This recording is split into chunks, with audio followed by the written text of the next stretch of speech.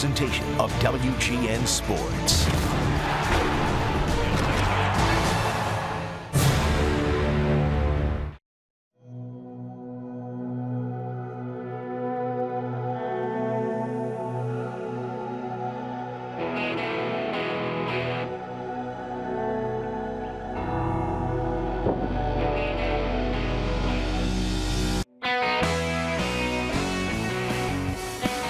Coming to you from the city beautiful Chicago, Illinois, where tonight WGN Sports presents White Sox baseball.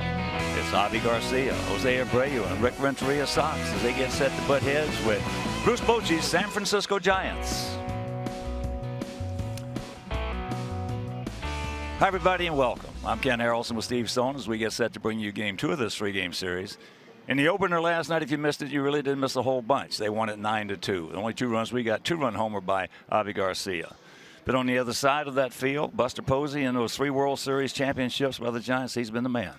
Buster Posey is one of the best players in baseball, hitting .317 this year. He's only driven in 59 runs, and the biggest reason is they're not pitching to him very much. He is the stud in the middle of this lineup.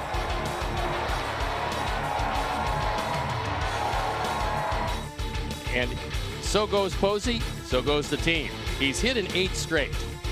12 for 30 during that stretch with 3 doubles, 5 driven in. Look at the on-base percentage at .471. He's drawing a whole lot of walks again because without a whole lot of protection behind him, you're not going to throw him anything too good in a key situation, and that's been the case this year. Well, on the bump tonight, a couple of right-handers out there. A couple of veterans going head-to-head, and it should be a dandy. And despite the fact that the ERAs are magnificent against the respective clubs, these guys will have a whole lot of work to do this evening. Jeff Samardzija, formerly with the Sox, now finds his way on a multi-year deal to San Francisco, and he's got a terrific sinker.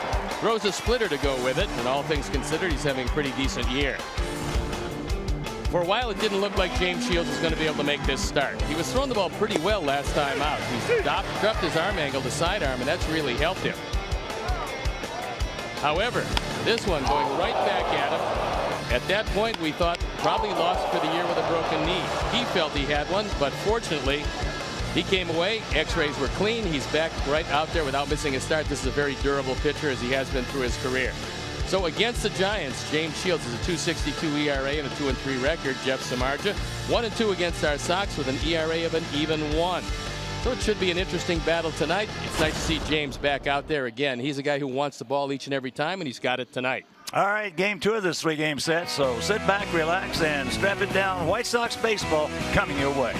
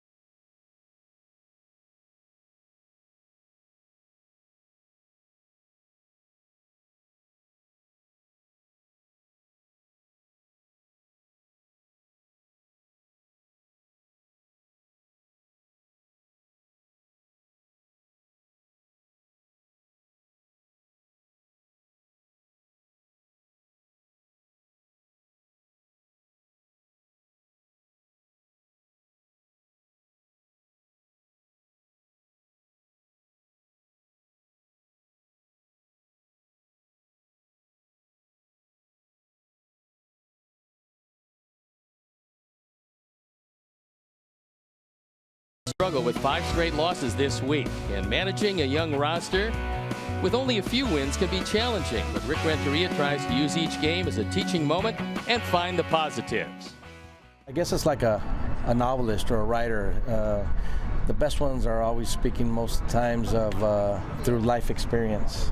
And the athletes, I think, are no different. And none of us are any different. I think we are much better off after we've lived certain things in our lives and we've dealt with adversity and or experienced both joy and pain to become better people and better, in our instance, better athletes, better baseball players. The next chapter in the White Sox 2017 book is coming up. Stay tuned. Lineups and first pitch after a break.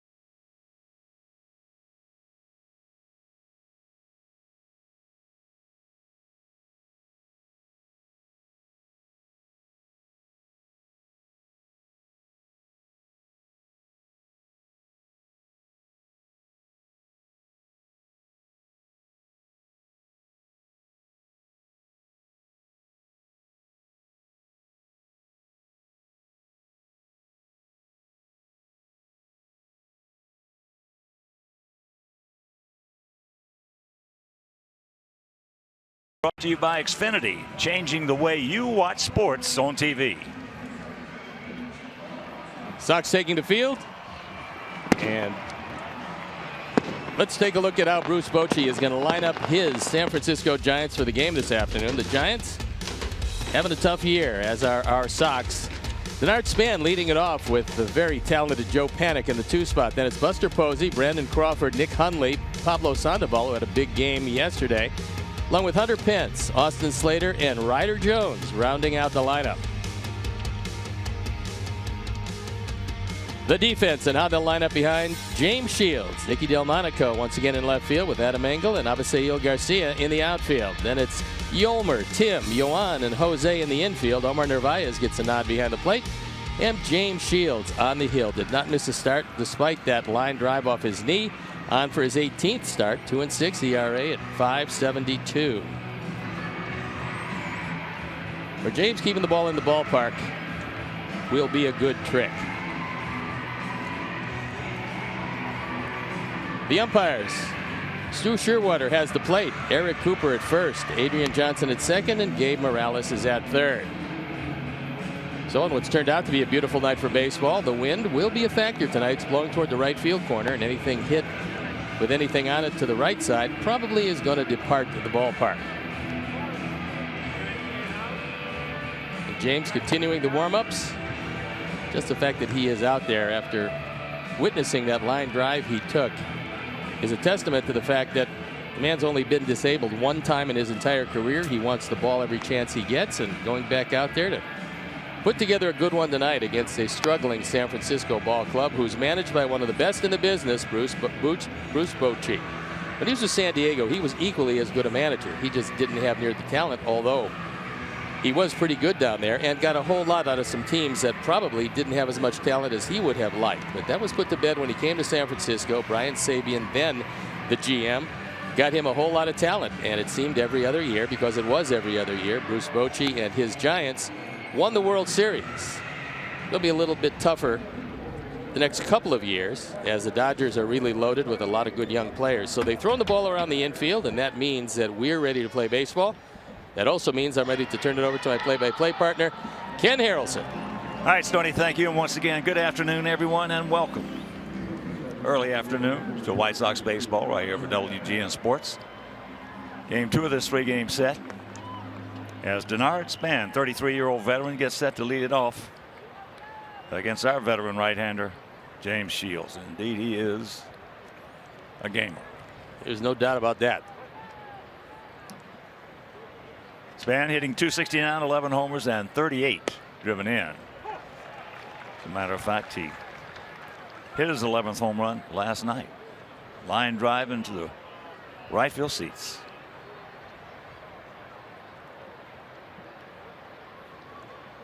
Outfield swung around to the left. Giants come in hitting at .248 as a club with a 4.54 team ERA.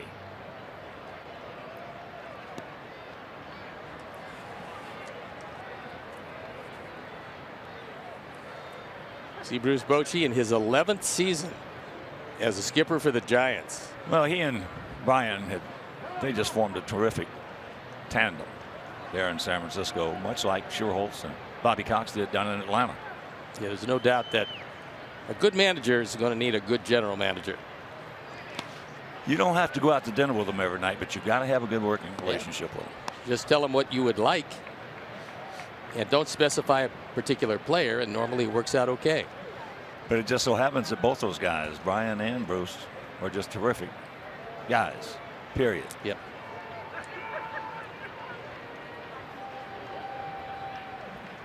The 1-2. Span has had a tough time against Shields. He's faced him 37 times, has 5 hits.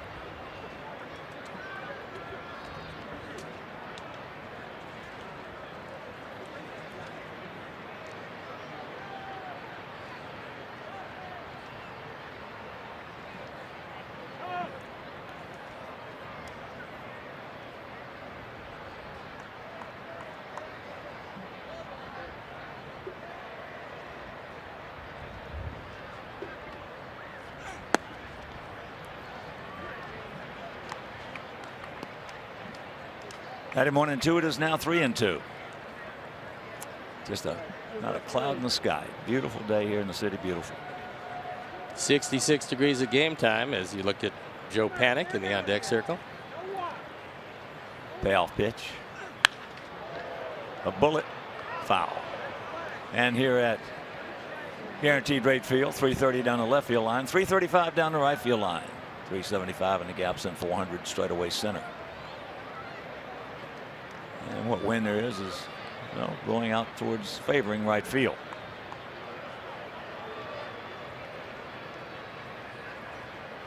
Once again to 3-2. So this is going to be a good at bat for Span regardless, being down in the count 1-2. And it gives Panik certainly a little better idea.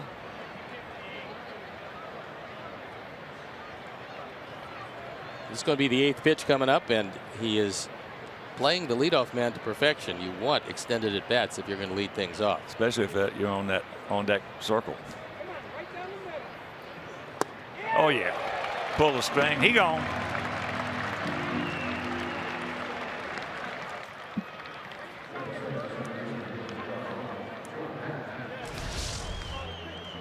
Took a whole lot off this one. The straight change hasn't been particularly good for James this year. It used to be his best pitch. It was one of the best in the big leagues. It was wonderful, and he could be one of those guys that could throw it to you 3 times and you still couldn't wait for it. But the last couple of years, as the velocity has dropped just a touch, the straight change isn't as good. That's why James is going to a lot more of the slow hooks.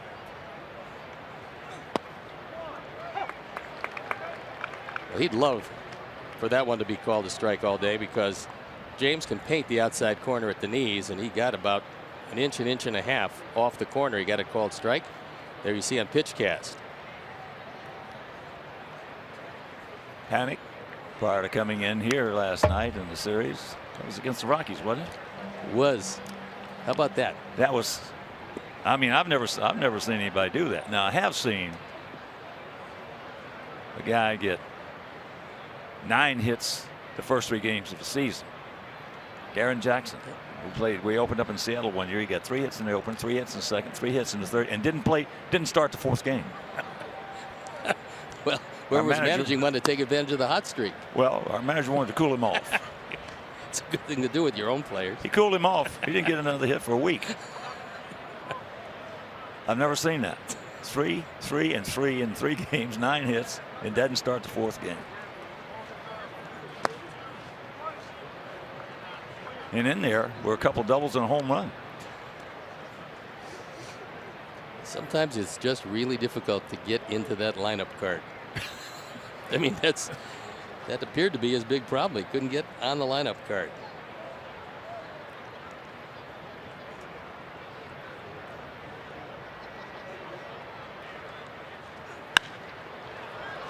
High in right field.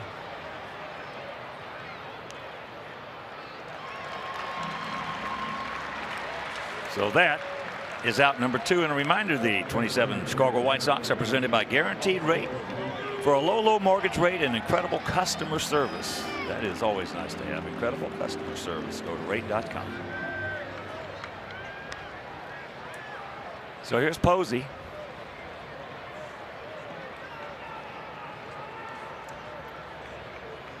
We talked about the low RBI totals.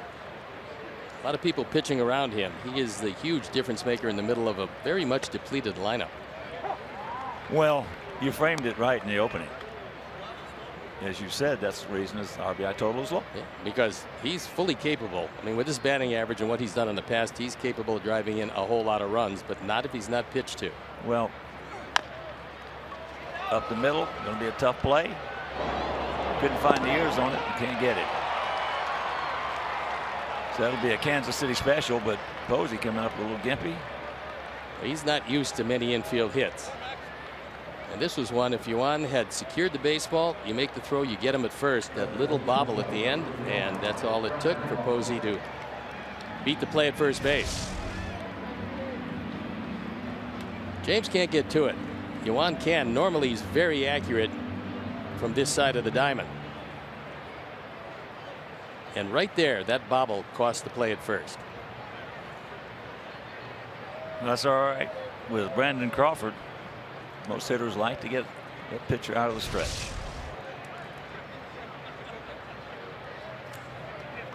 Crawford at 251, 13 homers, 70 knocked in.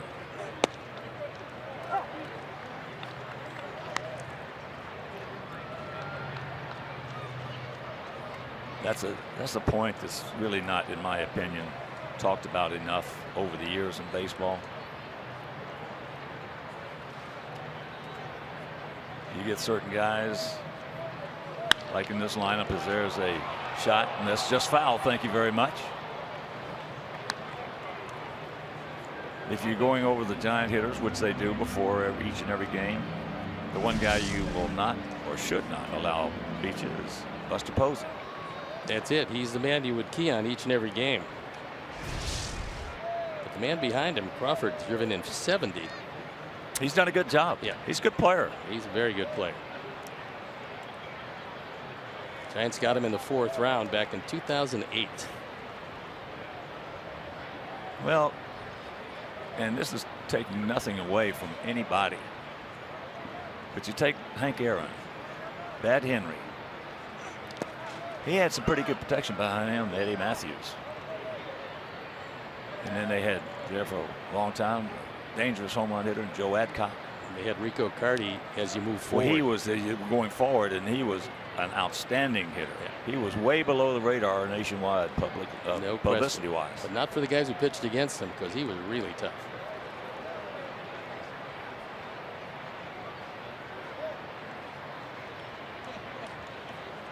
And the parks they play in. You know, the year I led the league in RBIs I had 4 more than Frank Howard. He was playing with Washington, and I can tell you without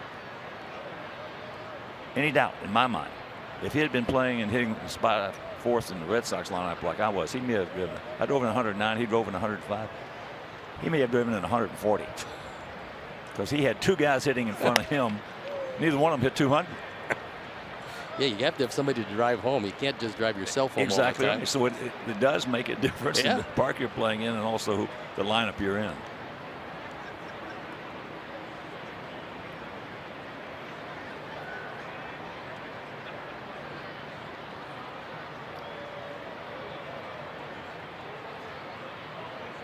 Full count with 2 down. There goes Posey.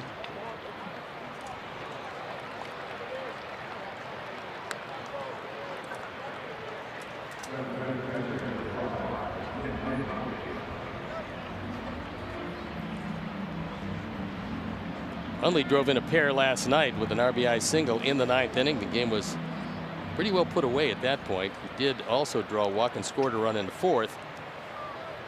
He scored ahead of the 3-run homer that was hit by Pablo Sandoval, and that kicked off the scoring, and the Giants didn't trail after that. So a 2-out threat here in the top of the 1st. Only 2 for 5 lifetime off James. That's high in the right field. Everybody got a long way to go. Avi, yes, nice sliding catch, stayed with it, and that'll retire the side. So they threaten. They can't score, and let's take another look at this beautiful play by Avi.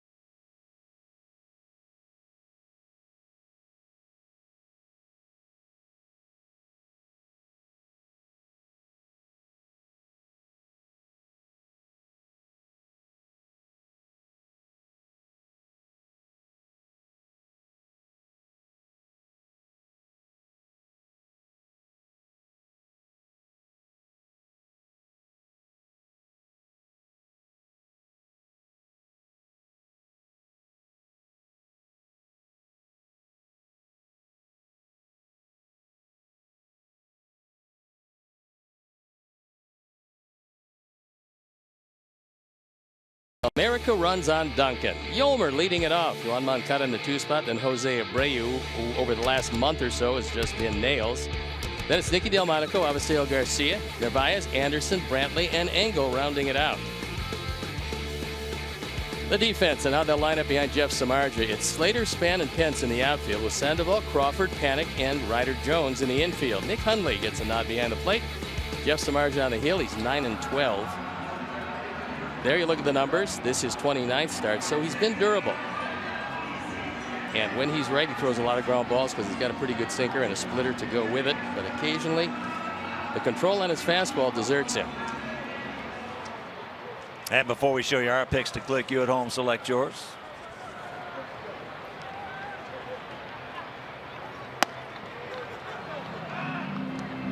Yolmer hitting at .262, 10 homers, 47 knocked in. The Samardzija numbers that are impressive: 184 strikeouts to just 28 walks.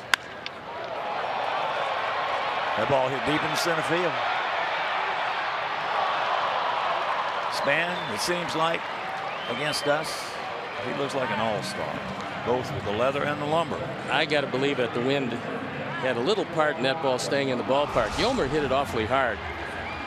The ball stayed up a long time, and because of the height of the fly ball, it allowed the wind to knock it down. And with about 1.5 feet to spare, Bernard Span hauls it in.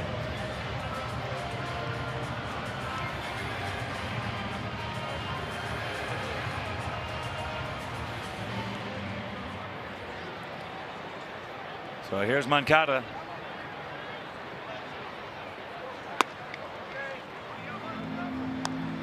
Takes ball one. Johan 0 for 3 with a walk last night.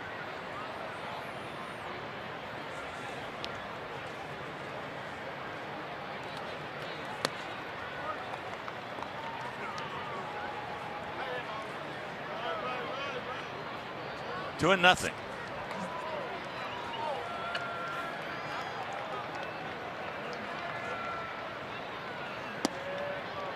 Three and 0.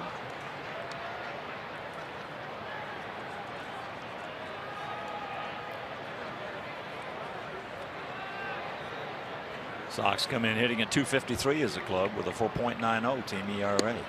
There's one.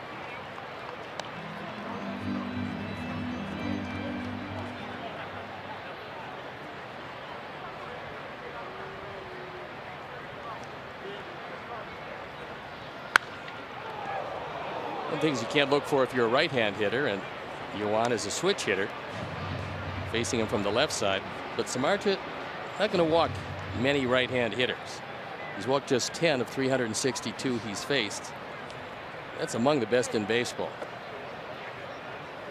Well, that's one of the reasons you always look as an opposing player, the guy you're going to face that night. Now, see, those are the numbers.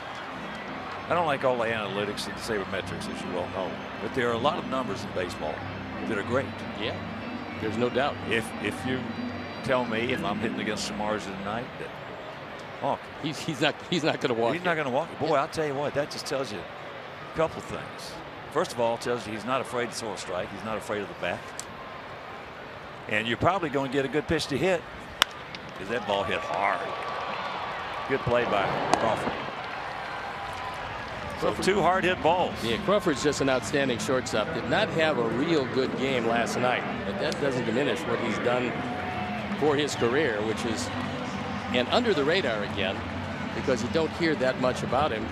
But he's among the best in baseball defensively, and he swings the bat certainly well enough. Well, there's no sense in trying to get him from the Giants.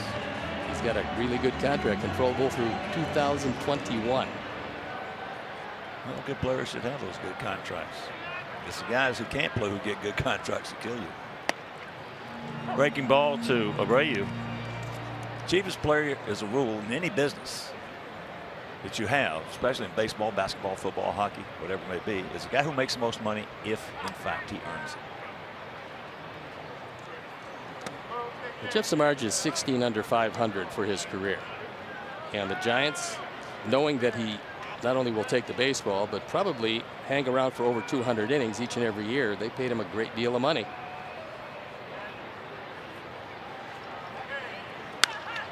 That ball hit high and deep to right field. Stretch.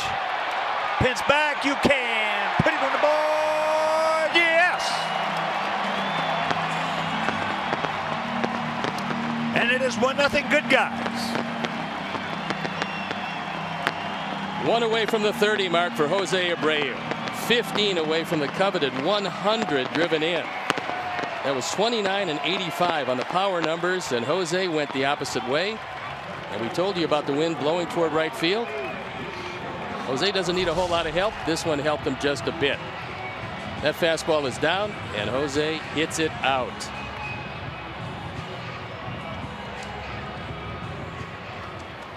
So here's Nicky. 274, 6 homers, 12 driven in. And of course, with that home run by Abreu, a generous donation to White Sox charities from the Alex Nelius family in loving memory of Ursula. That home run tied Jeff Samardzija for the team lead. 25 home runs given up. There's a shot base hit into left field. So everybody, the first 4 have just hammered it. So with 1 in, 1 on, 2 out, let's check out our picks to click. Vans went with Tim. Cruz going with Adamingo. Steve's going with Avi. And David Novak and all the great folks at Boogie Hyundai. Down the Grove tonight, we're going to go with Sanchez. And here is Avi. Avi, a 2-run homer last night for our only 2 tallies.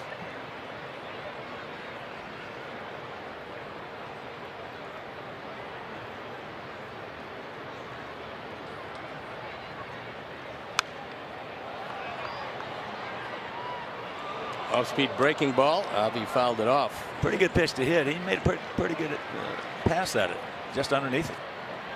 Normally you wouldn't swing at anything spinning on the first pitch, but that one came in, looked a bit like a piñata. It was just hanging right there. Right. So even if you don't swing at something breaking on the first pitch, that was very swingable. Well, if you get something hanging like that, that was a semi-hanger. Yeah.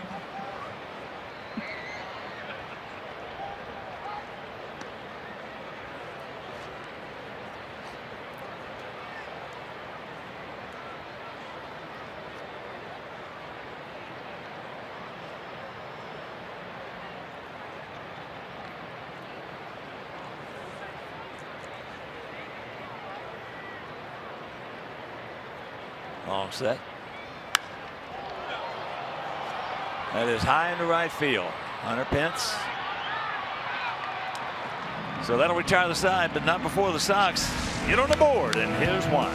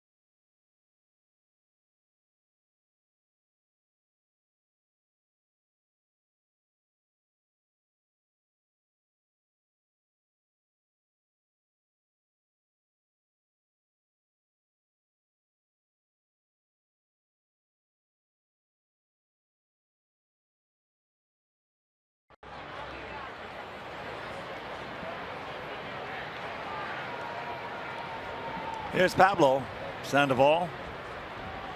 4 RBIs, had a big 3-run homer and a sacrifice fly last evening.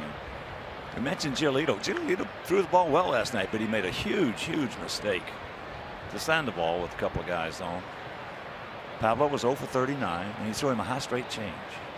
Yeah, not a good occurrence. That ball hit pretty well in the left center, so that's out number 1. Sox fans, for the first time ever, our White Sox are offering a limited edition cancer ribbon White Sox cap, and a portion of every cap sold will aid White Sox charities and Rush University Medical Center supporting cancer research. Caps are available in the park and at the Chicago Sports Depot, also online for a limited time. Visit chicagosportsdepot.com.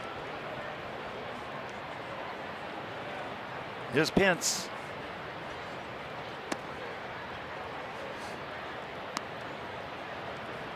Yeah, when a guy's struggling like Pablo was, you definitely, the last thing you want to do is throw him something off speed up to speed up his bat. Yeah, that's unfortunately the end result. Giolito's impressive. Hawk, I think we're just scratching the surface of what Lucas Giolito can be, because he's a confident guy anyway, and with the 2 great performances he had back-to-back, he realized he belongs here. And with his stuff, that's a very frightening situation for the hitters around the American League, because he's got good stuff. As a rule, the biggest critic you got is the mirror. You're right. I mean, we're, as performers in anything, we are our harshest critics. Right. You know, Paul Richards, former catcher in the major leagues, former manager in the major leagues, former general manager with the White Sox and Atlanta Braves. And he and I played a lot of golf together because he used to rob me. I mean, it wasn't he didn't call me the hawk. He called me his pigeon. You were his annuity? So, yeah. I never had a chance before the first ball was hit. I didn't have a chance to choke it. I was beat already. But he told me one day I was struggling a little bit. And he said, son,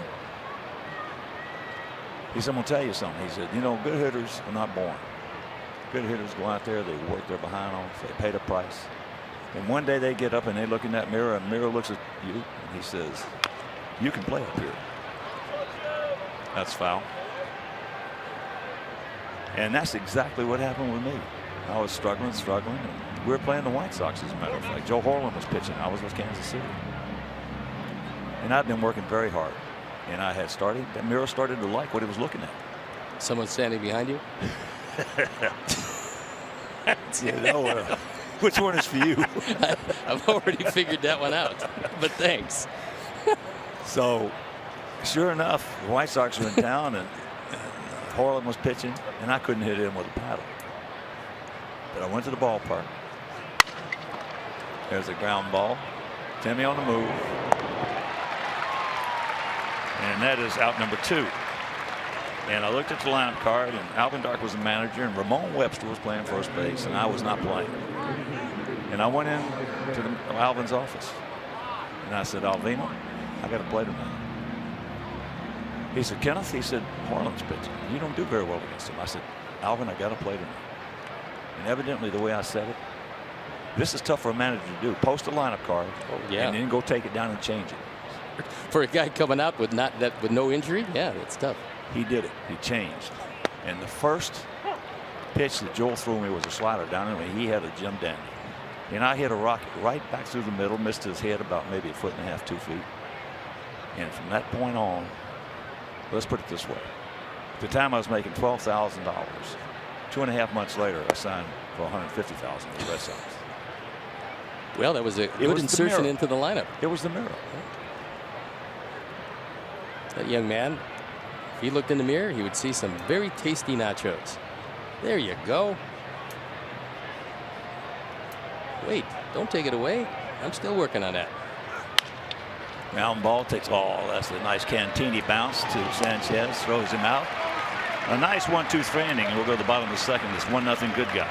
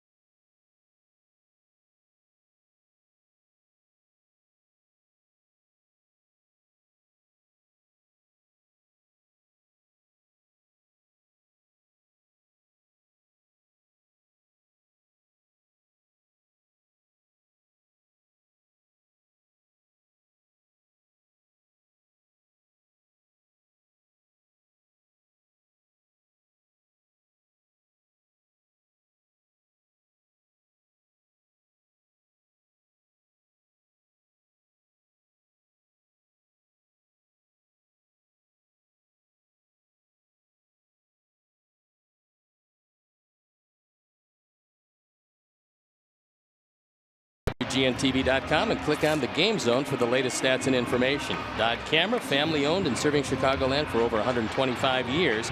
Dodd Camera, where the focus is on you.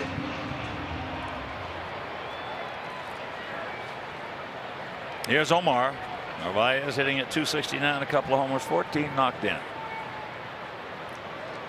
Home run by Jose Abreu. If you're just tuning in, his 29th, taking it his 95th RBI.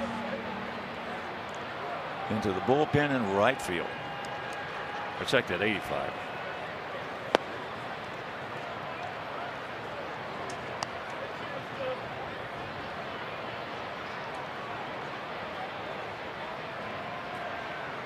Here's the 1-1. Good rip. Good pass at it. And congratulations to all of the players on the Kannapolis farm team. They won 3-1. That means they go to the finals in the South Atlantic League. So one more team standing in their way for the championship is Gavin Sheets. It's a home run, and the pitching was excellent. Panic. 1 out. Well, when you talk to a lot of scouts as I do. You got all the scouts who have seen some of our minor league clubs play. They just shake their heads. Well, they're going to get consistently better because a lot of the talent is very young, and they're going to make their way through the system. And the one thing they do know, being in the White Sox organization, is they do call young players to the major leagues. You will get a chance if you do anything well in the minor leagues. You're going to get a shot up here because that's been the history of the White Sox. It has been history, and especially that ball hit high and deep. Stretch. Stand back. Looks up. You can put it on the board. Yes. That's a 16th home run for Tim Anderson. Now driven in 49. Spring training, talking about Tim Anderson and watching him and watching the exit velocity on balls that just shot through the infield. And of course it was Arizona, but you could tell he was a very strong man. And I said at the time, starting this season, that he's going to hit 20 home runs. I just didn't believe it would be this year, and he's knocking at the door. This is 16. It's a low fastball, and he rides it out. He's just getting better and better, and with it, that fielding is going to smooth out. I believe the fielding this year has been somewhat of an aberration. Well, the talent is there. Well, he's really talented. He still has to learn more about the nuances of playing shortstop. There's no doubt. There is no doubt. But he was late to the game of baseball. I mean, he was a terrific basketball player. And learning in the major league level is not easy. Well, he's catching a break because he's playing this season, his first full start, so to speak, with a team that's not expected to contend.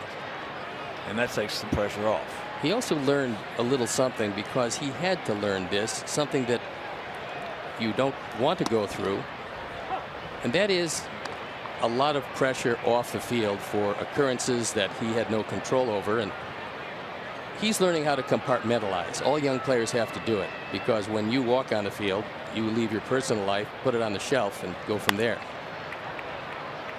Rob gets down right there. I think Tim has learned that this year.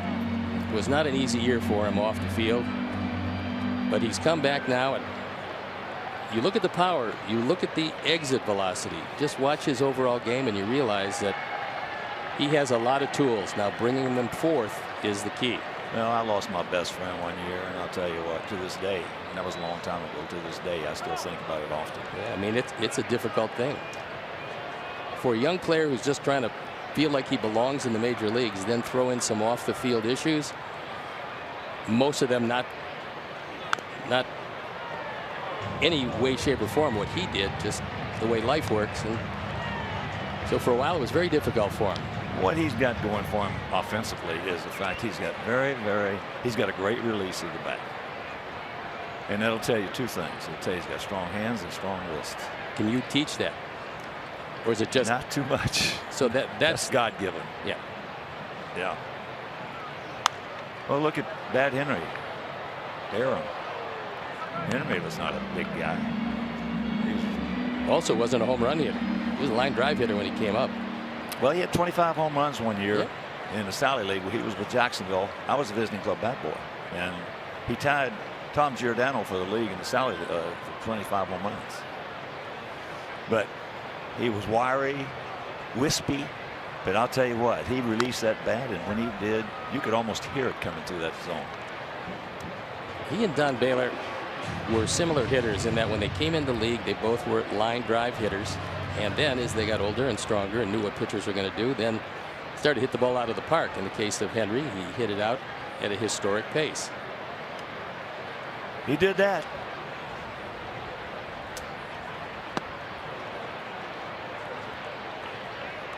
He gets him. Rob's saying, I think Rob said I got a piece of it. Yeah. Sue Shearwater says I don't think so. So the first strikeout for us, Margin. And that'll bring up Adam Engel. Hitting at 173, 5 homers, 15 knocked in.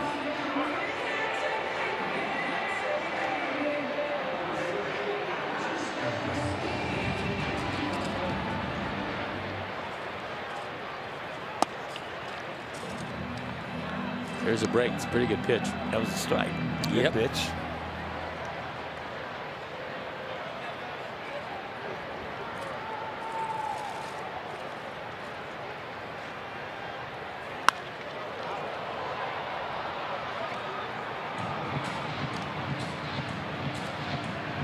Sarge is 6'5", 225 pounds.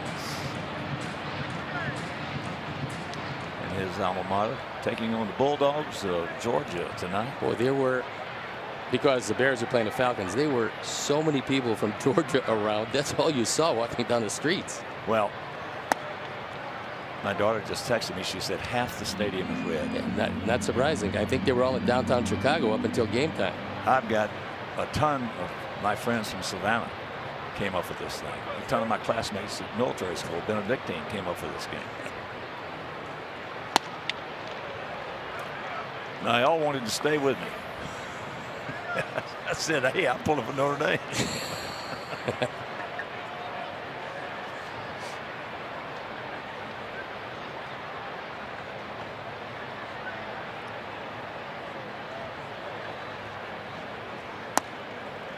That's off the plate. Yeah, I drove by the school coming up here yesterday, and I want to tell you, there were more Bulldog vans and buses. They were starting tailgating a bit early. Oh.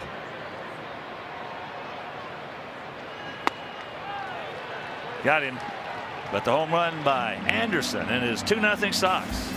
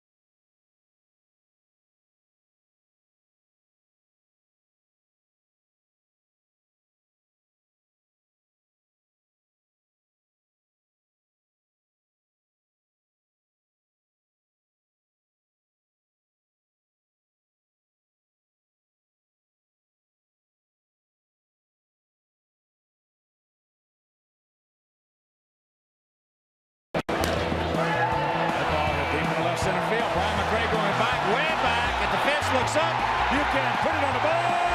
Yeah. Solo shot for the run.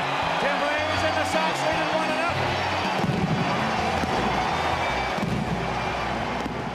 It is with my great pleasure to introduce our guest in the booth, Hall of Famer Tim Rock Raines. Congratulations, buddy. Thanks, guy. Appreciate it. Did you think it was going to happen? There were times where I wasn't sure. Right. But last year, when I finished with close to 70%, I felt like my chances with a year left was as good as it was going to ever get. Well, most of us thought it was way too late. Should have been there a lot earlier. Well, I used to think that too, but you know what? Now I've heard that better late than never. I'm just happy that that day has come. Even though it take a long time, you know, it's nothing more special to finally have that day come, and then you go through induction week and leading up to induction weekend, and it's been very special. Well, knowing you, every club you played with, you had a great time. You did a great job. You had a lot of fun. You were one of the best liked guys on every team you ever been on. And everybody that I've talked to, all of our guys that were back in the day when you were here, they're also happy for you. And there's a shot. Get foul. It will. And I know Little Rock has got to be absolutely thrilled. His son, Little Rock. Tell you what, he's my biggest supporter. It seems like every year after the voting, he found out I didn't get in, he'll give me a call and say, what the heck? He didn't probably say that, but, you know, what is going on? What are people waiting for? I mean, what's happening? And I'm like, chill out, son. Everything will be okay. So. Well, you did get there, and the great part about it is not only do you deserve it, but they can't take it away. You're there. I'm there now. There's nothing they can do about it. There's no recounting the votes. A recount. So you know, it's very special. I'm humbled. It's something that you know, as a kid, you don't think about it. You know, you hope to just get there. And I was lucky enough to get there early and lucky enough to play for a long period of time to be able to get in this position, and it all worked out.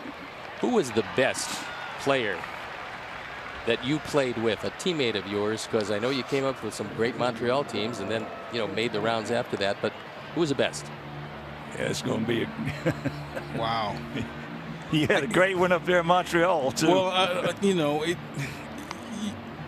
it's hard to kind of say one. You know, Andre Dawson, I think, was probably the best player that I ever really played with. He played the outfield. He played.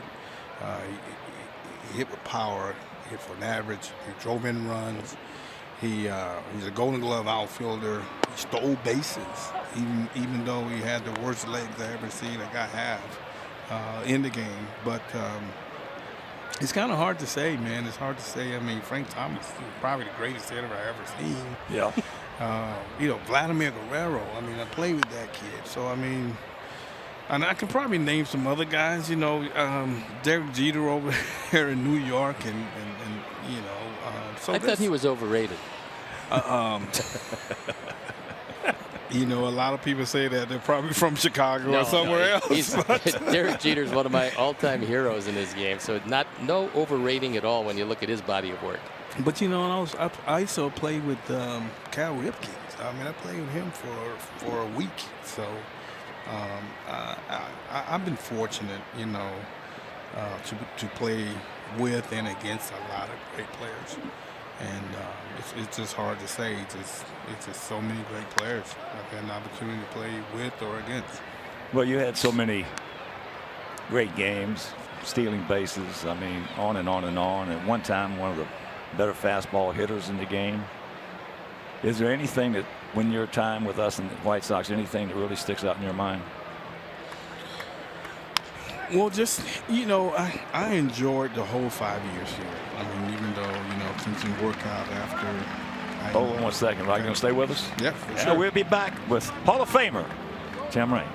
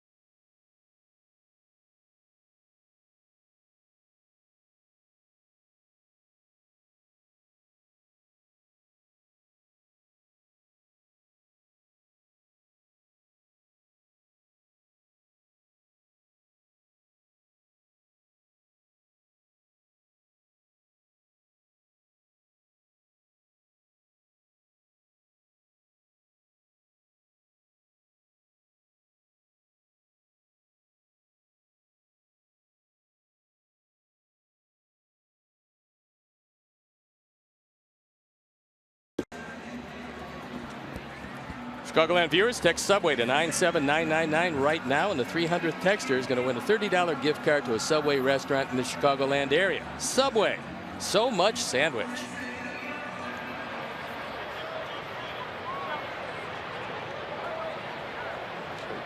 And joining us still is Hall of Famer Tim Raines.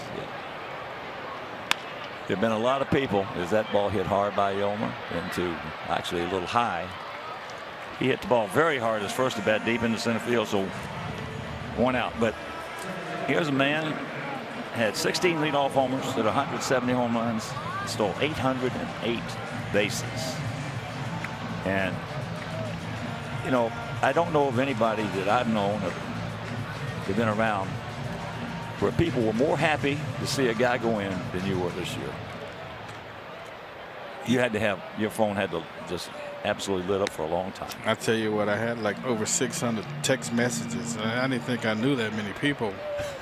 And it literally took me a month to kind of have the time to really, you know, respond back to all those text messages. And I finally got it done. And it's good to see. I mean, it's good to see that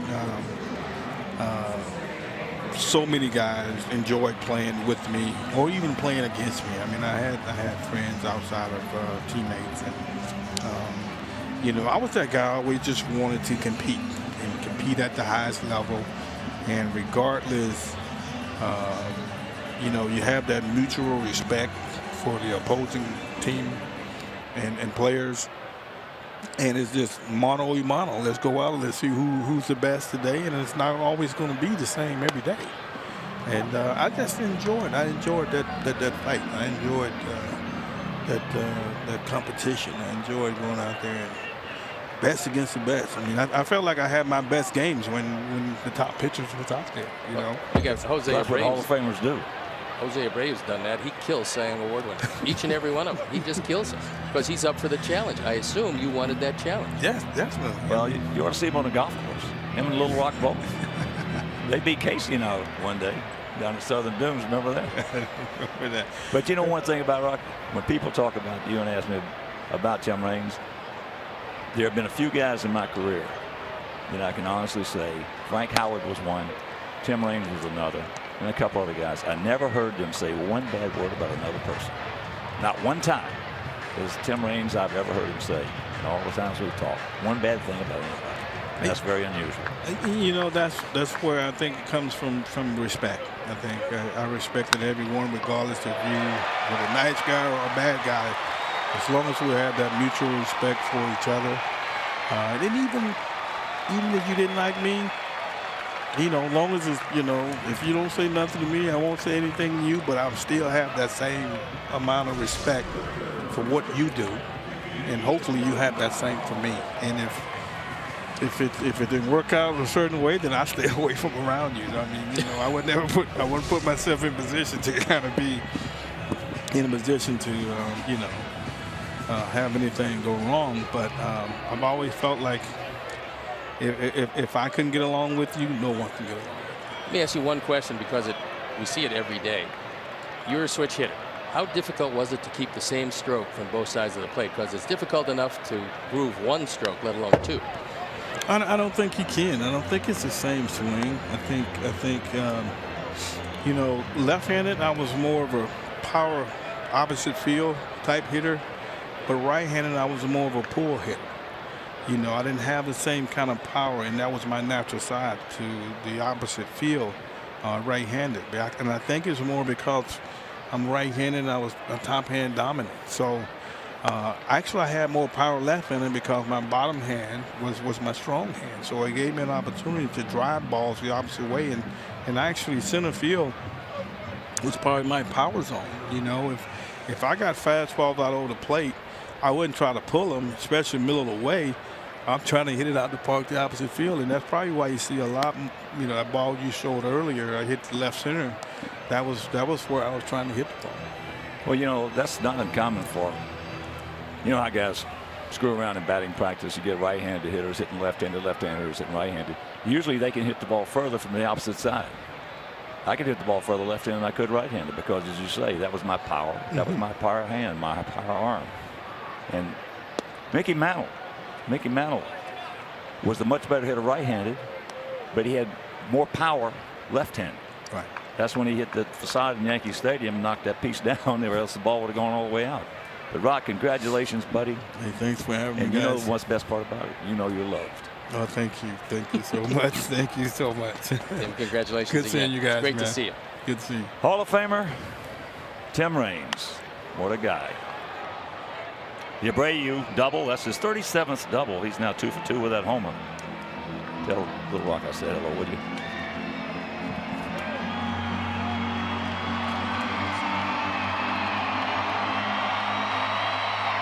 You know, that's unusual, Stevie, as you all know.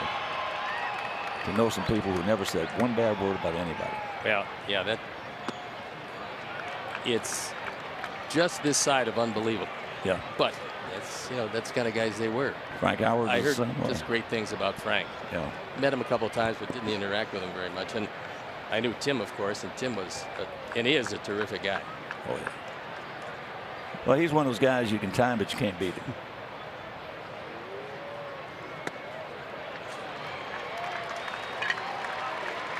So there's a walk to Nicky. That's very unusual for Samardzija. That's his first walk. Tony told you earlier. He didn't want many guys. No, he's got excellent control. 186 strikeouts, 29 walks. So here's Avi.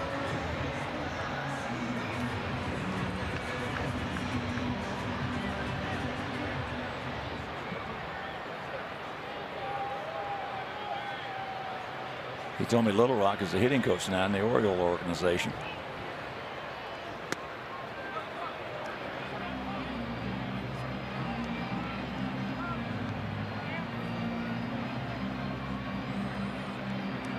Sox had a bit of a rally in the first inning.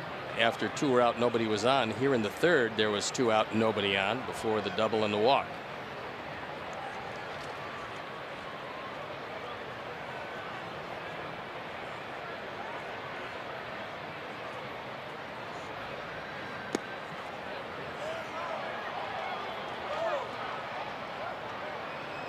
I didn't care for that.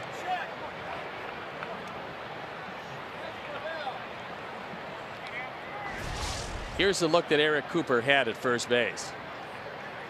Avi thought he had checked it up. I think because he did, but did not get the benefit of the call. He did check it up. Yep. Sure water. He's the one that called it. That's up high. And the count 2-1. Avi can just get the ball up to right center field. He's got a good shot at hitting it out. Hit the ball fairly well first time up. Well, he just missed that one. Yeah, flying out to Pence, but looked like he's on a lot of the pitches that Samardzija's throwing, except up there. 2 on, 2 out. 2-2 the count. If you're just tuning in, home run by Abreu, home run by Tim Anderson.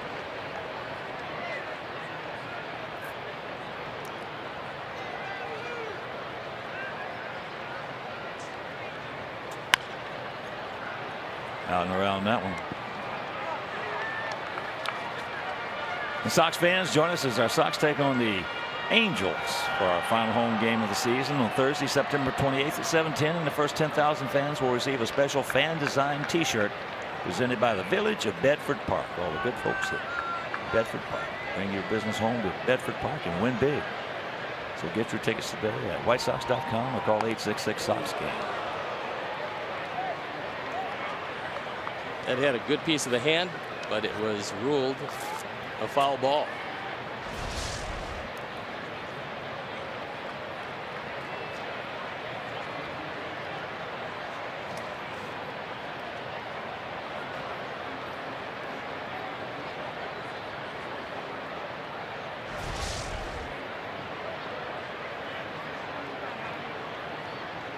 Once again, the 2-2.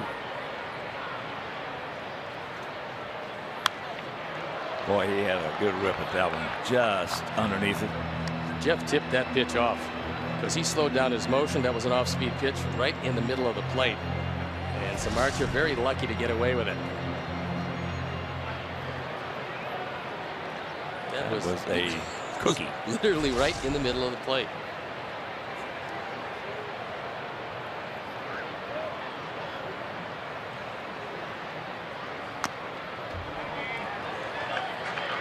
I don't know how he got a piece of that. But that ball was a good foot plus outside, and he was able to foul it off the end of the bat and keep the at bat alive. On pitch number 9, an extended at bat for Robbie, still shaking off the effects of that tight fastball in on the hands. Span playing him over towards Pinson, right? Nice gap in left center. Up and in. And a full count.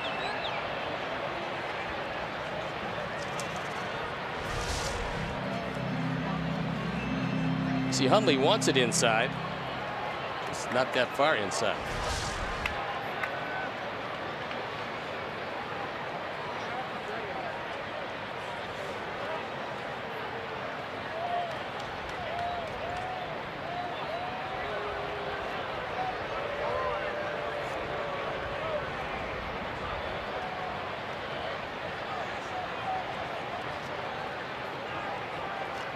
Two 4-0 for us.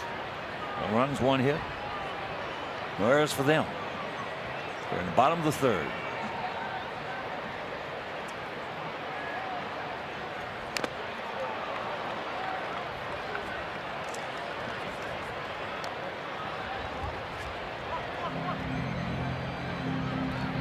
Second of this 3-game set. 9-2 Giants last evening. And the finale tomorrow, Madison Bumgarner against Carson Fulmer.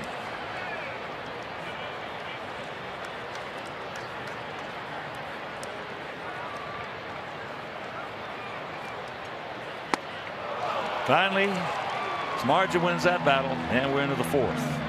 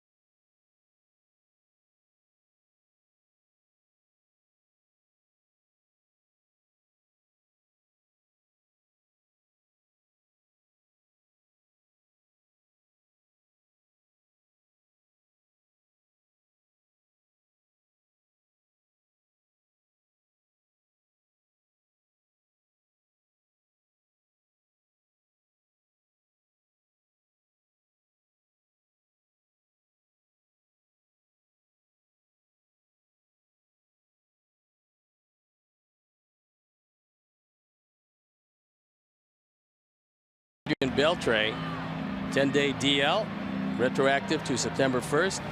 He's had leg problems. Now he has a left hamstring difficulty. You look at those numbers, they are Hall of Fame numbers for Adrian Beltre. The injury report is brought to you by Dr. Anthony Romeo, proud member of Midwest Orthopedics at Rush.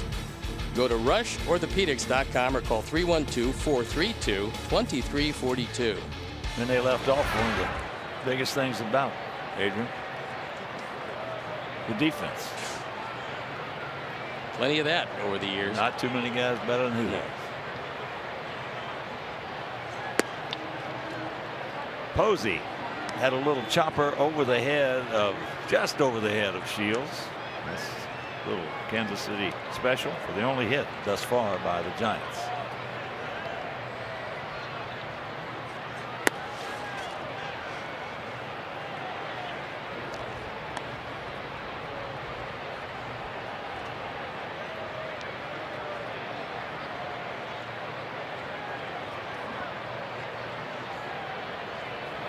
Big gap, huge gap in right center.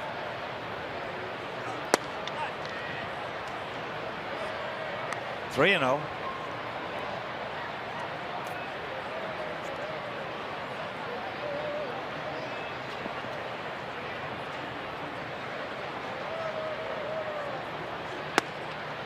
There's one.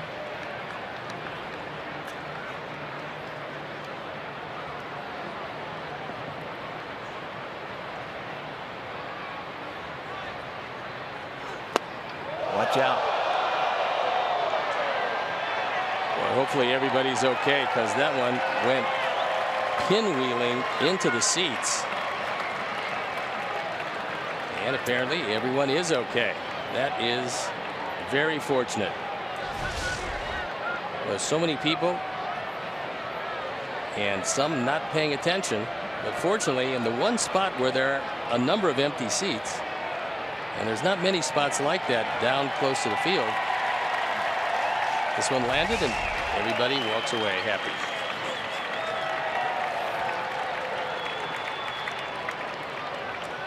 And the 3-2.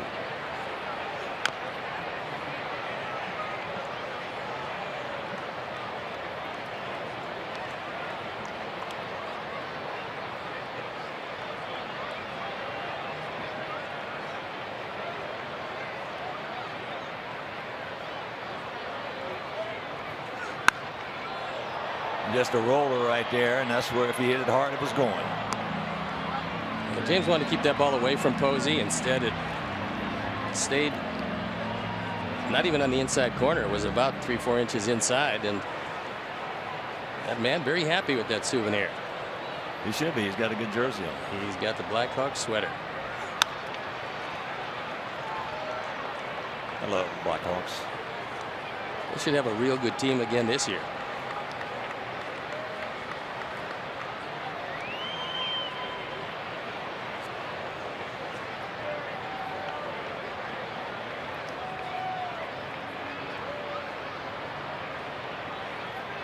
And once again, the 3-2. Nice little pick, peg, and that's out number one. Well, to me, when the Blackhawks are healthy, to me, they're the most fun team to watch in all sports, bar none. Yeah, last year a bit disappointing for them, but they should bounce back in a big way this year.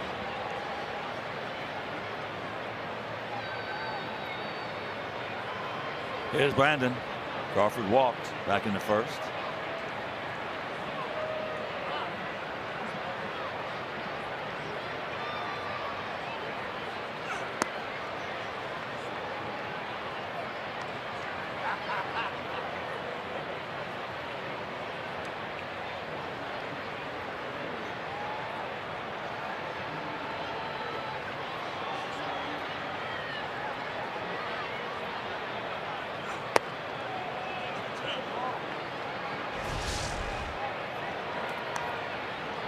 This is off the bat of Buster Posey, giving the young man the ball, and he says, I really like this. Now let me throw it back. It got intercepted on its way back toward the field of play. So maybe they'll retain that souvenir. That's foul.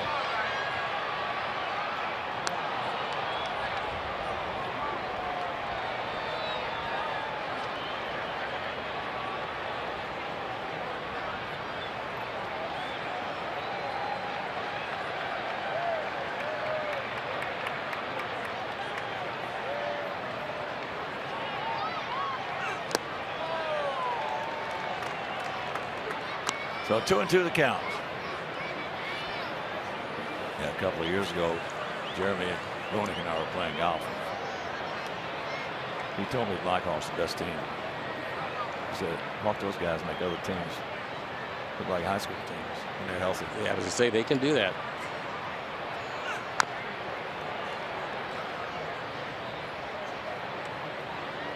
Ask if you saw that. I don't do Facebook or YouTube or any of those things, but a friend of mine sent me a thing, and I was there the day it happened. That video of Ronick playing in the member guest at Bay Hill. No, I've never seen it. On the 6th hole, it's a par 5, dogleg left around a huge lake. And here's the 2-2 pitch. That's popped up. That's playable. That's Yolmer. And it's out number 2. So they're getting ready to play this par 5, dogleg left. All of a sudden, Jeremy sticks somebody's videotaping this alligator over there on the side of the lake. Takes off his shirt and he says, "Now get this one." All of a sudden, he turns around, he goes running, and he dives right on the back of the alligator. It's about a 7-foot. Scared that alligator to death, and they went boom right into the lake. He did get hit in the head a few times during his career, didn't he? Yeah, he did. I have to say that. I would think so. Jumping on alligators is not a way to stay healthy. Even for a hockey player.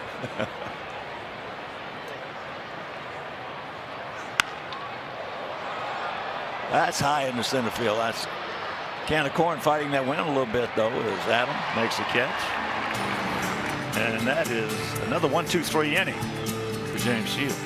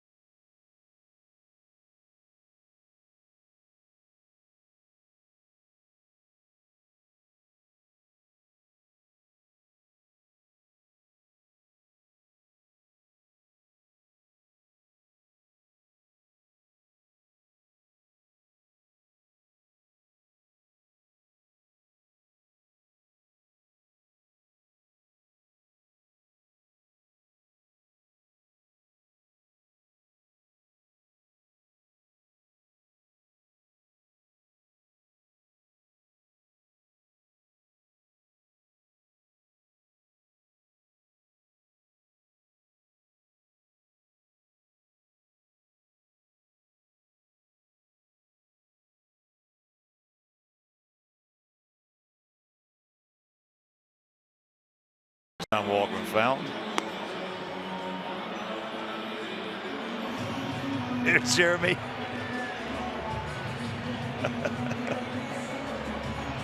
So you're sure that's not a fake alligator? No, watch it. See.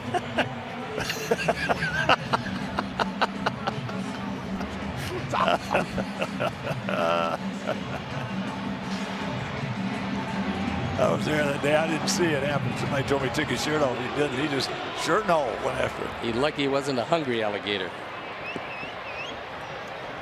So here we go. Omar will lead it off. He grounded out to second base to Joe Penny.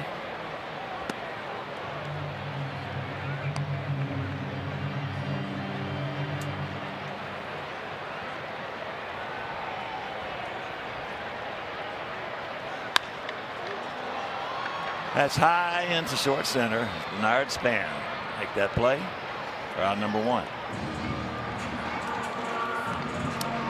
Join the White Sox team by becoming a member of the free WhiteSox.com blacklist. So get the latest breaking news, see the latest video features, enjoy special ticket offers, and more. So visit WhiteSox.com/blacklist to register today.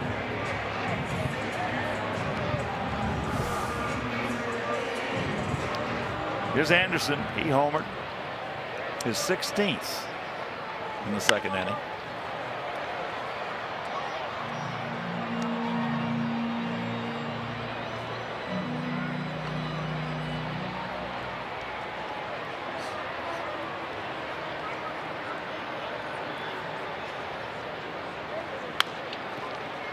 That's in the hole. Crawford can't get him. Good effort by Brandon Crawford. That was just a great play by Crawford. But for the speed of Anderson, he gets him at first base. He's going to get a whole lot of people with this exact play. But he doesn't get Tim. He's now 2 for 2 as he's hustling all the way, sniffing a base hit. And Crawford gets a lot on the throw, and it's right there, but can't get it there in time.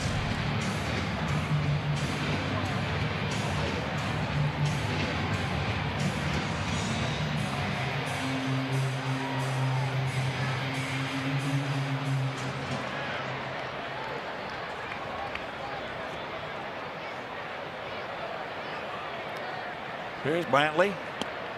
Tags it up, takes ball 1. It's a pretty good opportunity to run for Tim Anderson. Samardzija doesn't use the slide step a whole lot, and at least on the first pitch he used the high leg kick. And he's 7 for 8 in that category.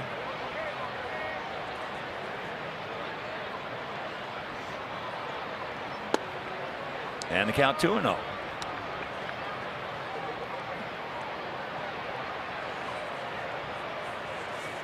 Good take by Rob right there.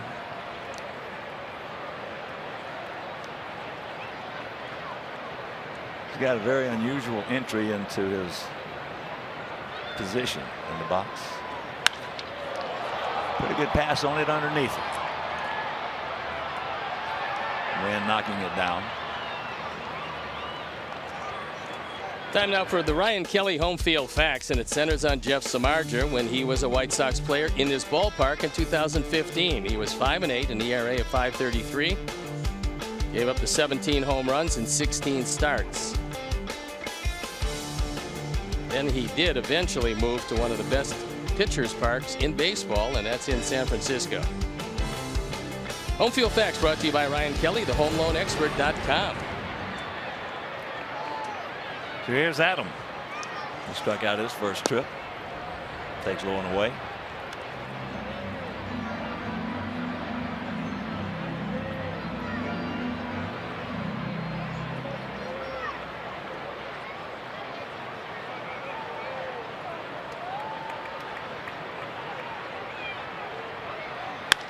And there's a base hit. Good boy, Adam.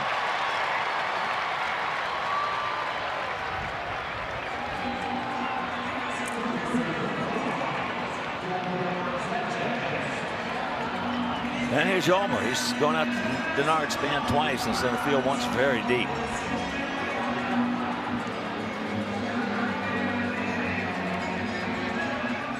I think Yolmer thought that ball was out of here, as did I, and I think Steve felt the same way. Yeah, I mean, he hit it. He hit a whole lot of it. The problem was it was just too high, and the wind had its opportunity and took it to bat it down, keep it in the park.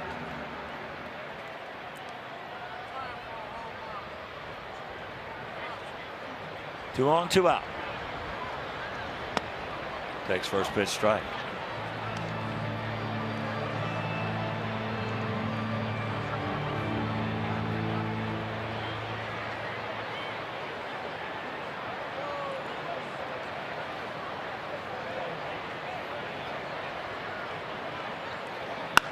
That ball hit deep. He looks up. You can put it on the ball. Yes. Yes. 3-run homer for Sanchez, and it's 5-0 White Sox. That's not only the 11th home run, but now Yolmer's driven in 50 runs. Yolmer's gotten his opportunity, and it doesn't matter where Rick Renteria plays him. He just keeps coming through. He's had quietly one of the best seasons of any guy on our club. Yes, it's a terrific year from start to finish, and he wants to finish it with a flourish.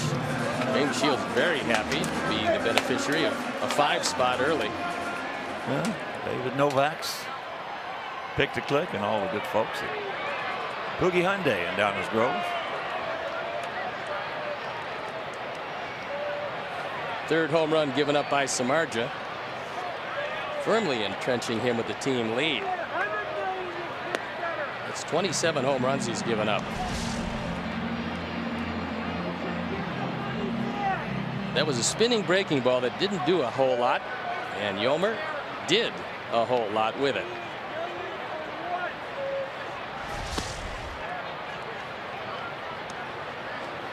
Yohan has grounded to short, and he has gone out to center.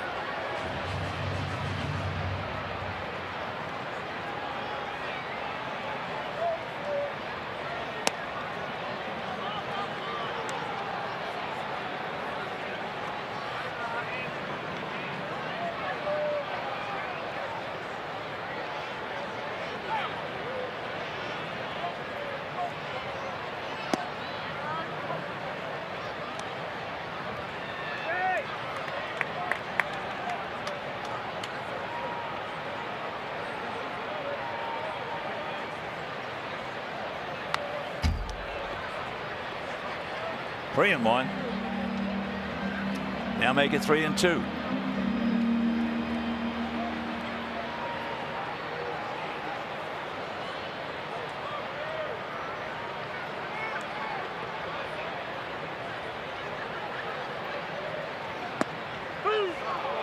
Got him, but not before a 3-run homer by Yomer Sanchez, and it is 5-0 Sox.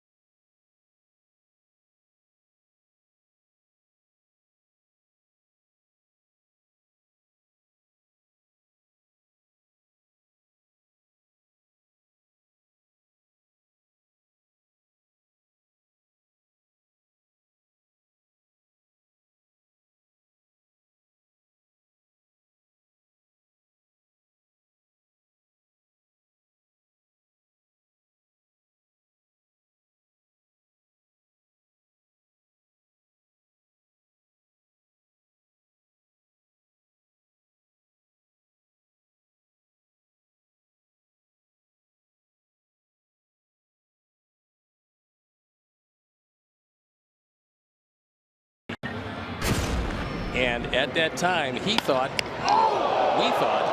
everybody else thought that he had a broken knee. As it turned out, well, he's making this start and throwing exceptionally well. So a great result to that. But a similar occurrence in 1976. Ron LaFleur up, line drive, shattered his left knee. And unfortunately, that's exactly what we thought James Shields is going to have to deal with, and it hit him in the best spot it could have hit him in. Well, I talked to him before the game.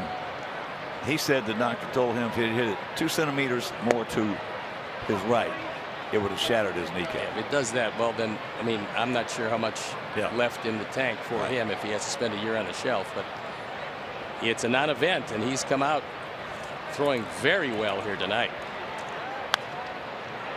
Wilbur, boy, there's a blast in the past out of Belmont, Massachusetts. He was a terrific individual, terrific guy. I had played against Wilbur in the Eastern League. He didn't have a knuckleball then. He was meat. Well, he used to tell us all, I got the best curveball in his staff. And I used to tell him, well, then why don't you throw it if it's so good? That's down into the right field corner. Get foul. It will. Wilbur was one of the few. Wilbur had a good curveball. I know, but he was one of the few left-handed knuckleballers, and really, I mean, made his place in the major leagues as a knuckleballer from the left side, which is something that You very rarely see it. Well, I faced him before he had a knuckleball. I faced Phil Necro before he had a knuckleball. I faced Joe Necro before he had. And you knew then why they came up with the knuckleball. Yeah.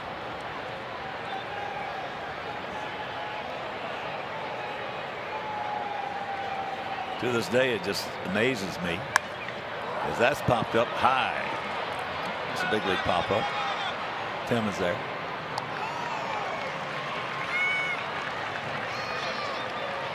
So 1 out, but it just amazes me to this day. You and I've talked about this numerous times over the years. Why teams don't take.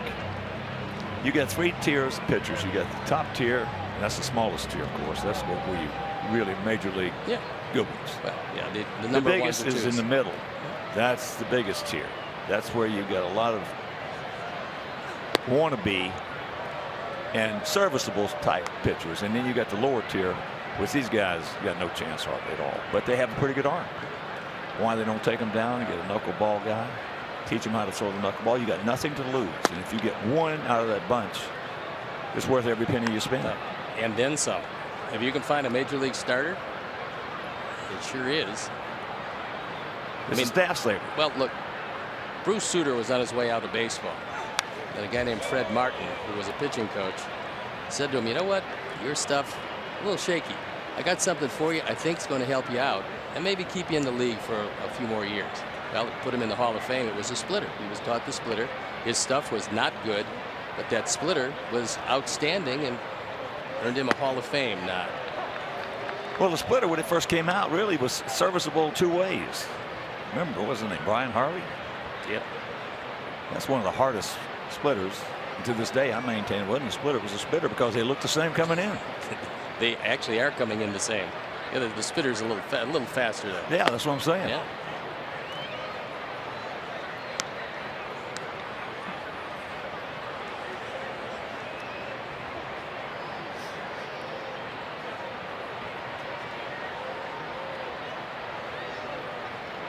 Pence.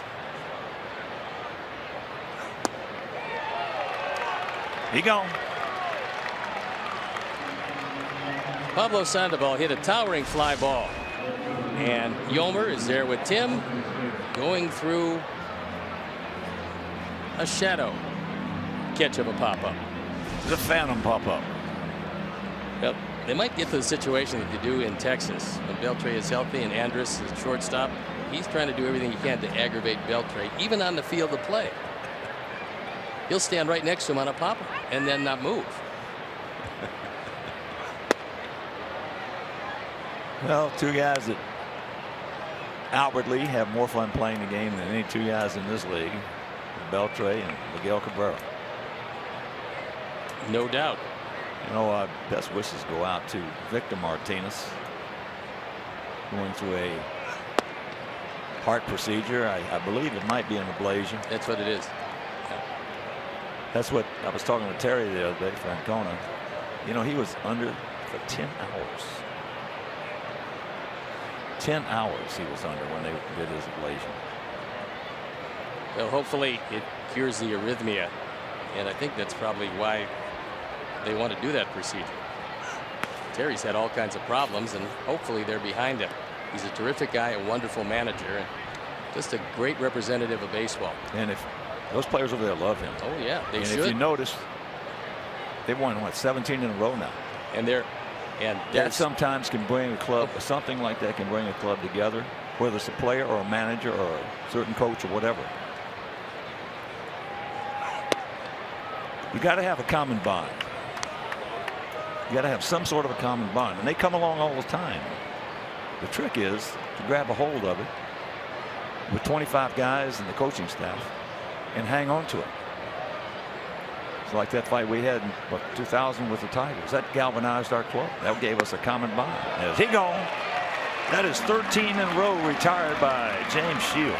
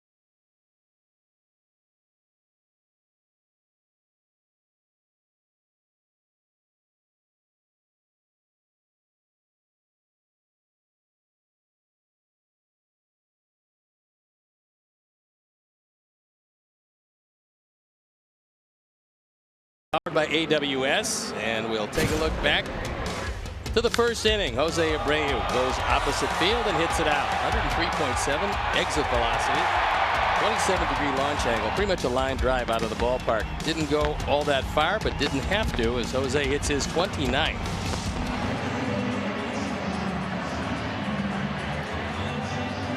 Also has a double, his 37th.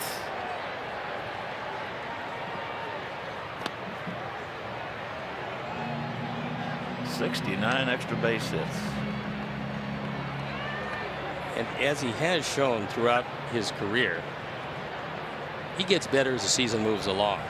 And right now, he is really tough to retire. Well, certainly in his rookie year, it was unbelievable. Major league records in a couple situations. First 2 years, only other player he did was Albert Pujols, those two. But this year to me has been the most impressive year for him.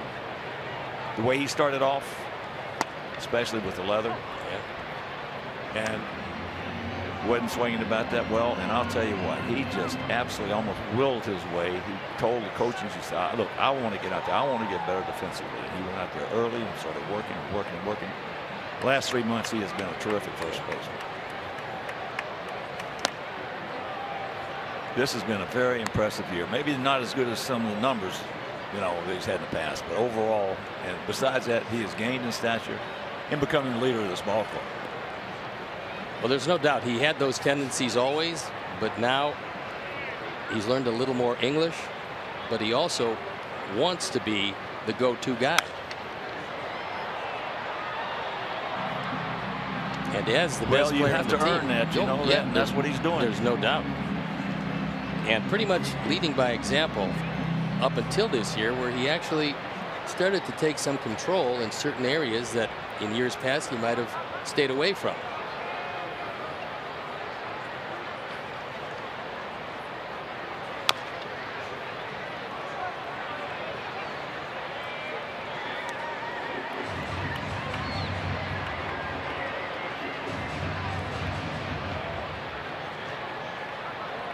Delmonico on deck.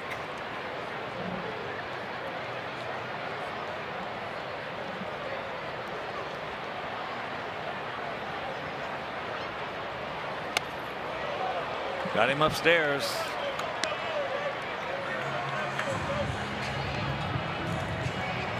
Five strikeouts now for Jeff. And a reminder, see your name in lights in an upcoming Sox game. Celebrate a birthday, an anniversary, and more with a scoreboard message. Jeff Chanel and his guys will take care of you. Proceeds also benefit White Sox charities. So to book your message, visit whitesox.com/scoreboard. Great crew, Jeff Chanel and his bunch.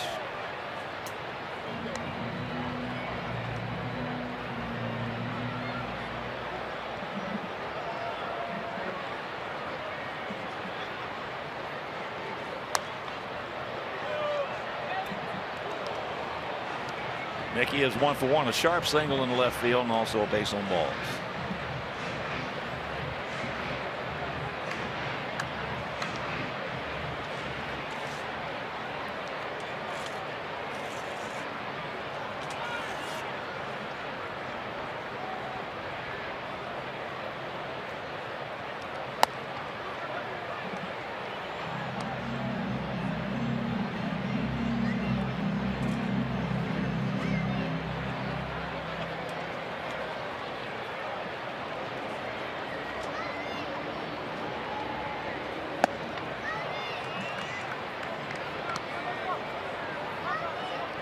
Bruce Bochy knows that at the 89 pitch mark, Jeff Samardzija is not going to go deep into this game.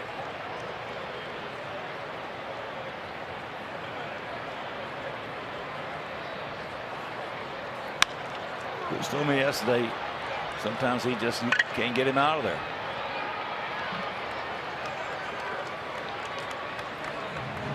He's got a very good manager to pitch for. Give him every opportunity to do what he has to do. That's one of the keys. And when you look at Bochy in his 11th year, only Dusty Baker has more career wins than Bruce Bochy. He's 15th all-time on the list. 12 of the 14 in front of him are in the Hall of Fame. There's no reason to assume that he will not be there also. That ball hit high and deep into right center field. Stretch, pinch back, looks up. You can put it on the board. Yes. Yes. Number 16 for Javi. Second in 2 nights. And it's 6-0. Javi's driven in 67, and Samardzija has been touched for 4 home runs in a park he used to call home. In a city he called home 2 different times.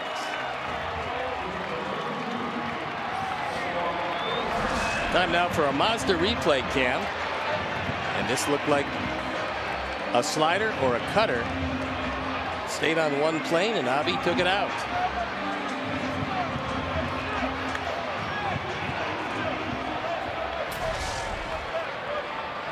So here's Omar. He's 0 for 2 with a grounder to second. And a fly out to center.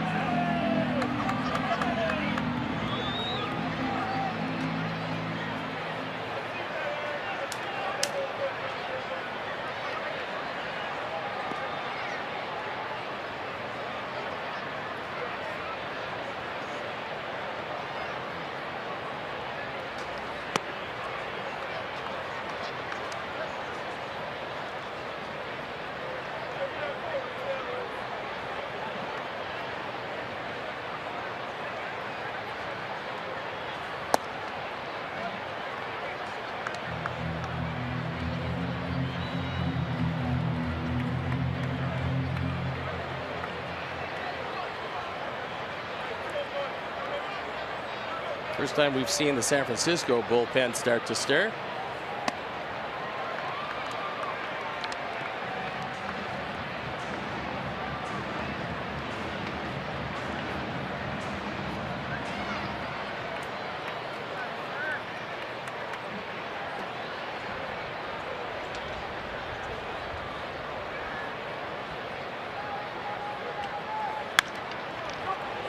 Panic. He can pick it. And that'll retire the side, but we'll go to the 6th, leading by 6.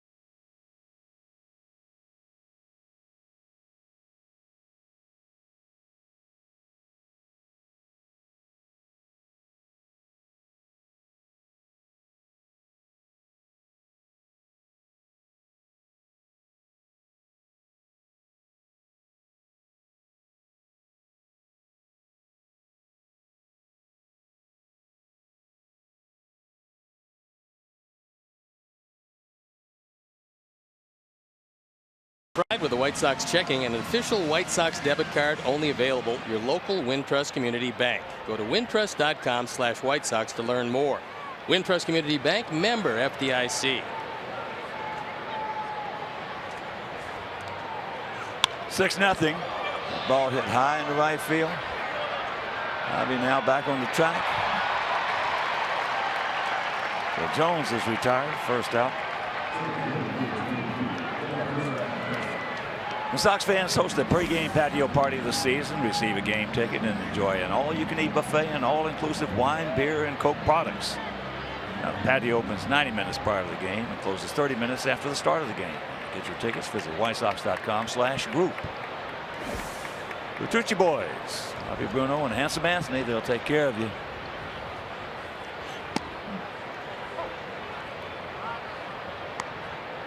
I think Bobby Bertucci is going to have that knee operated on here in the next couple of days. Yeah. We certainly wish him well with that.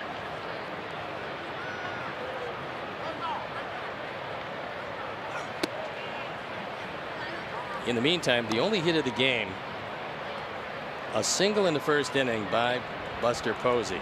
That's been it. Then James walked Crawford and retired everybody else. Span has struck out and gone out to center.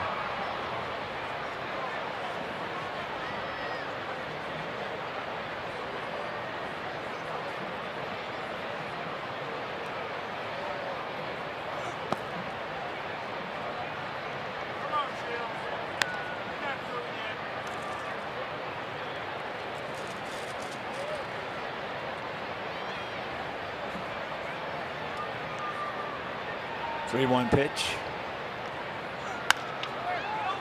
Get over there. He will.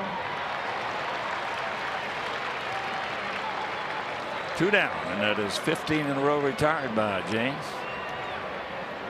You know, when the Giants came to town, there were a lot of articles written about this being a draft choice game, intimating that there are teams who are, I won't say trying to lose, but teams that don't mind losing. But I think we need to put that to rest as far as the Sox are concerned, and every team I've been associated with. The players don't care about rebuilding, and they know the team's going to be good a few years down the road. But they go out each and every game to win on a specific night. You cannot tell a pitcher to back off at all. You can't tell a hitter, don't get a base hit here. I mean, these guys are trying to win each and every game. And Ricky Renteria is managing like each and every game is of critical importance, because in the grand scheme of things, it is. Not for the standings this year, but for laying a foundation for the future. And these guys go out every night, play as hard as they possibly can, but, you know, it's an under-talented group in a rebuilding year. Well, I've seen some players and played with some players, as you have, who sometimes didn't play as hard as they could. But I've never seen a player, ever heard of a player, who went out and wanted to lose a ball game. No, you know, in the grand scheme of things, you look at it, say, well, you know, if we get a higher draft pick, that's good. But on a day-to-day basis, you can't play like that. Well, if you want to put baseball in perspective, it's an individual game. If you got 9 guys out on that field who want to do what they can do best from an individual standpoint, then it morphs into a team. It's an individual game. That's the best scenario when the team as a group starts to believe in itself. Look at the Braves, 14 consecutive divisional titles down there. One of the big reasons were the threesome they had, one on that Smoltz, Glavine, and the Mad Dog. Yeah, for a while Avery was in there, and I mean they just fed off each other. Yeah. Top you, a top you, a top you.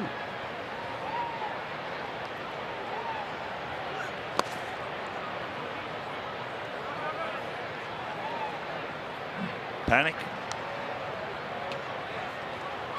Going out to right, grounded to second.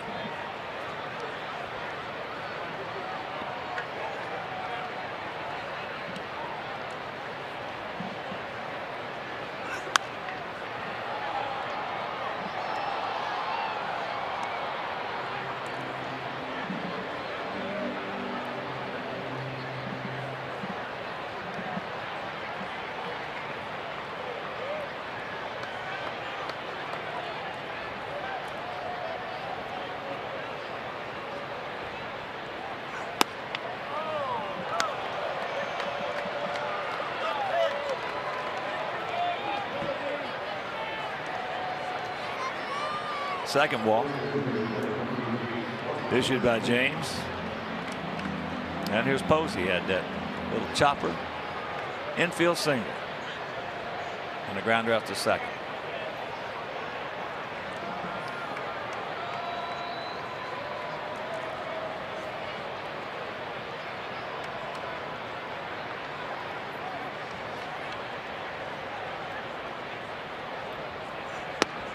Jacks it up, takes strike one. That was a good pitch, exactly where James wanted to throw it. He dropped down sidearm, which he's been doing quite a bit of, and painted the outside corner.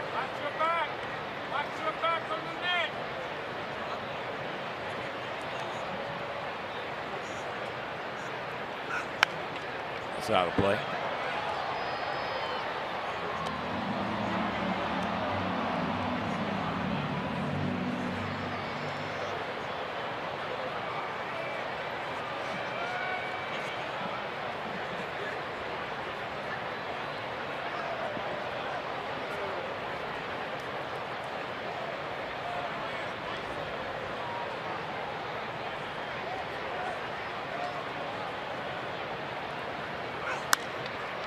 High in the right field. He is there. That'll retire the side. We'll go to the bottom of the sixth. It is 6-0. Good guys.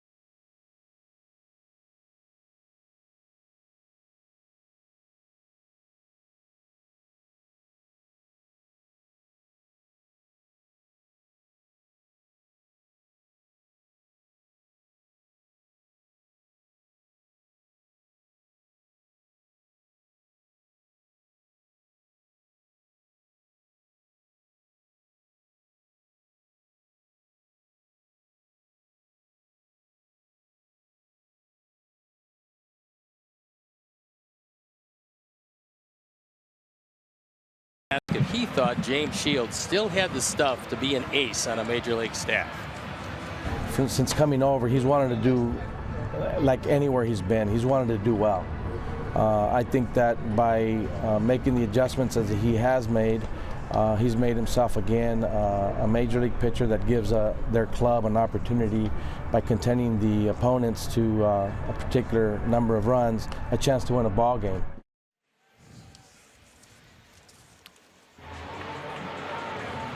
Bottom of the sixth inning. Anderson is homered and singled. He'll be followed by Brantley and Engel.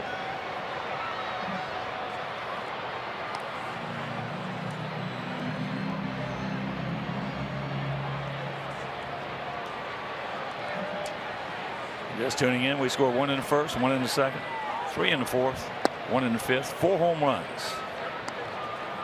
One by Abreu, one by Anderson, one by Sanchez, and one by Avi.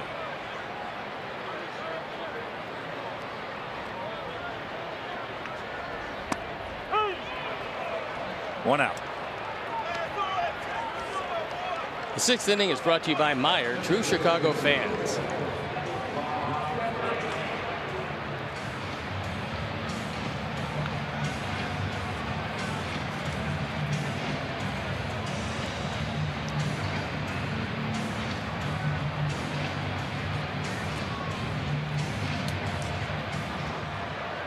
So here's Rob, 0 for 2. Last time went out to center field. The knuckleballing Rob Brantley. He picked up an inning, gave up a home run, but I'm sure had a really good time going to the mound in a blowout game.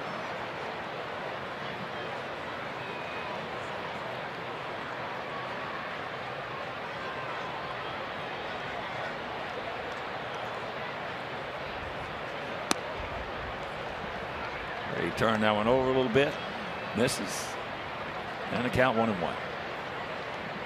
Giant pen working once again as Jeff's about to deliver pitch number 102.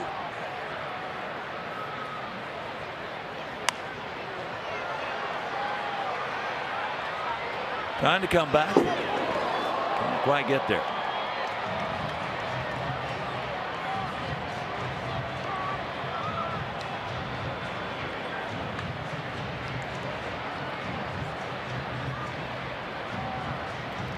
And checking some other scores for you.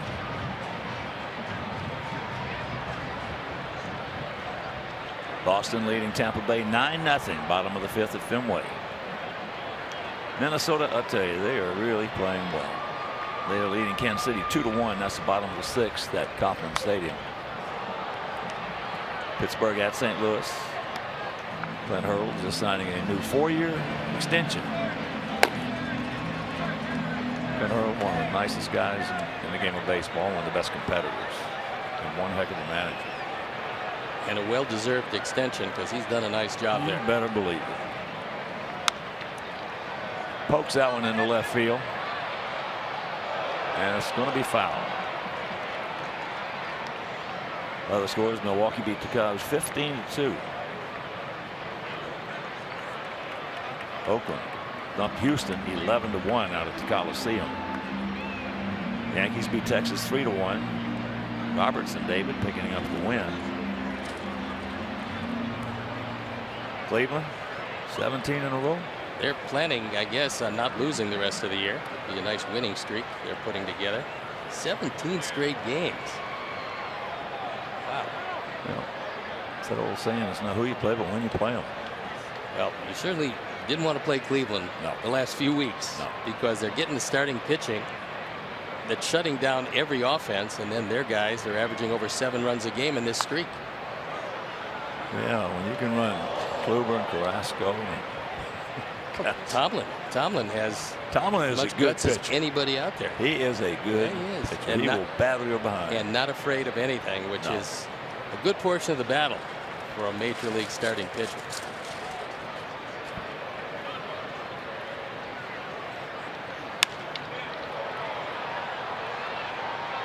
That's high, span.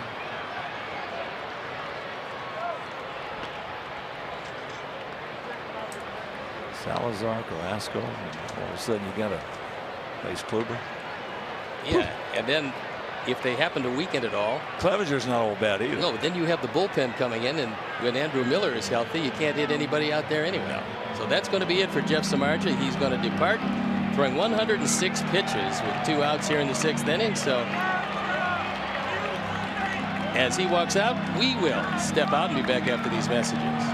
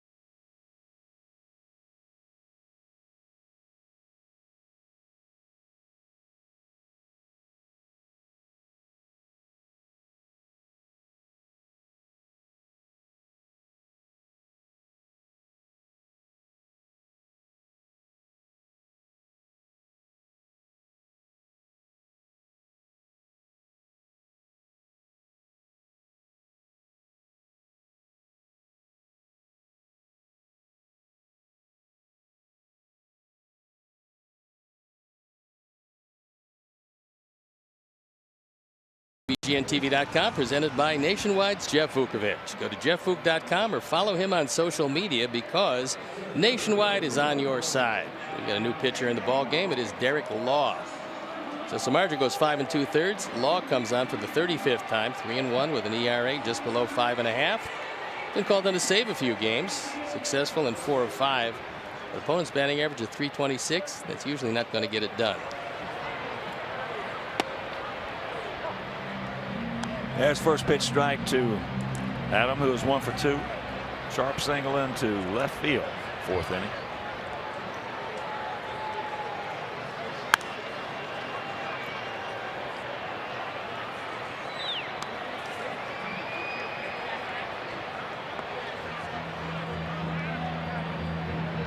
Lowe was drafted by the Giants in the 9th round in 2011.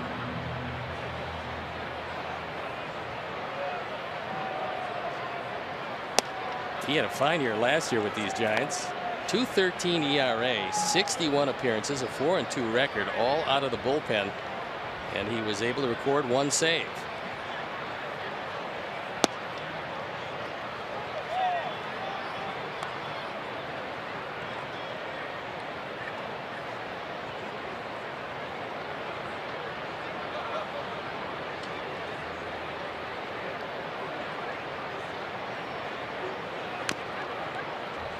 Just got a piece of it. Eric's dad was a former major leaguer, but just barely. He was in the A's system for 9 years. He spent a total of 4 days on a major league roster, but he was on a major league roster.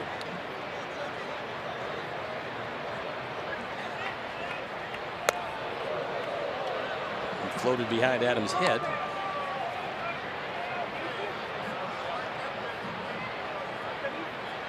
Marlins leading Atlanta 5-4, and guess what? Stan hit a home run. Correct. Well, he hardly ever does that. What's it, 54? 54. That's pretty good.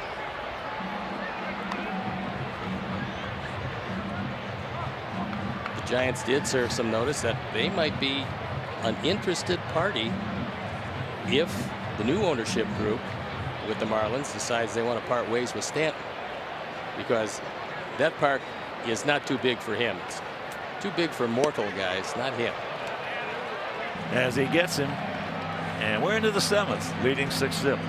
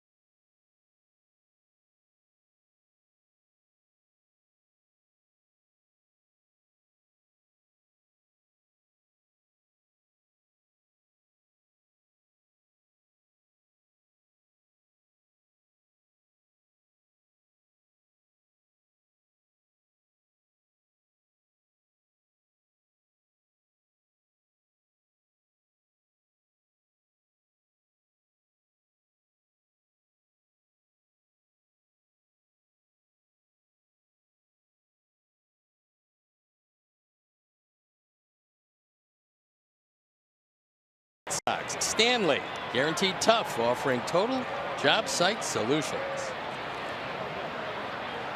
Here's Brandon Crawford, the shortstop, the cleanup hitter. Takes it down low. He has walked, and he has popped up to Sanchez at third base. Sox trying to square up this series at a game apiece. And that's popped up. Anderson going back, making the call.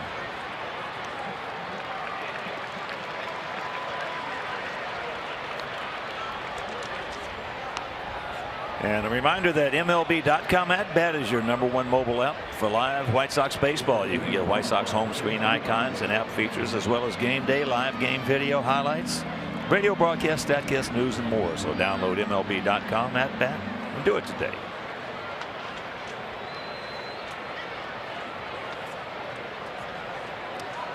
Catcher Nick Hundley.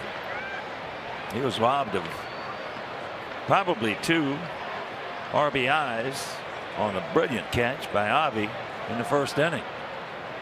Sliding, had to go a long way for it, reached out and made the play.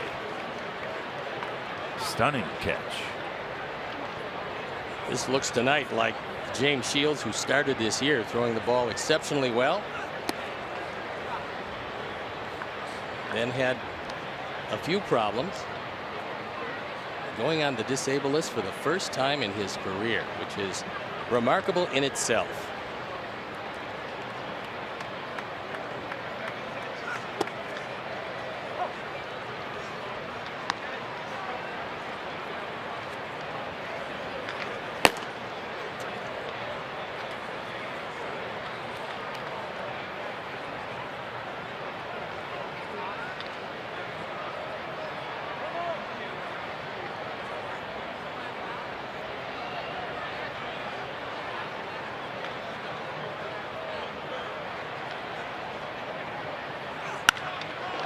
It is 6-1.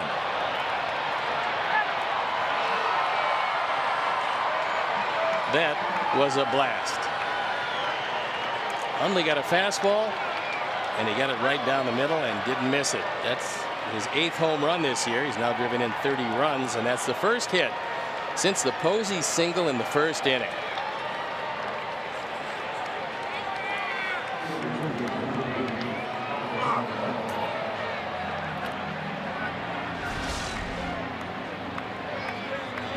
This one stayed on the inner third. Omar wanted it away. James, who has hit his spots with just about everything tonight, missed his spot there, and that was a blast. Against the wind on a chilly evening. Yes, it was.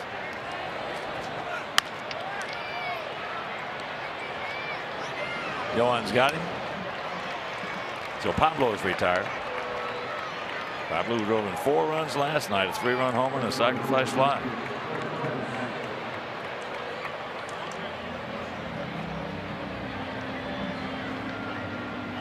You would think one way or the other this would be the last inning for James Shields. He's at 101 pitches, and the bullpen has been up this entire inning. But what a job by James Shields tonight. I was watching that game on TV when he got that line shot off his kneecaps, or close to his kneecap. Yeah, that by their young catcher Mejia. And I said to myself, he gone. Yeah, I think James felt the same way. He did. He thought it was busted. There's Bummer and Infante loosening up in the pen.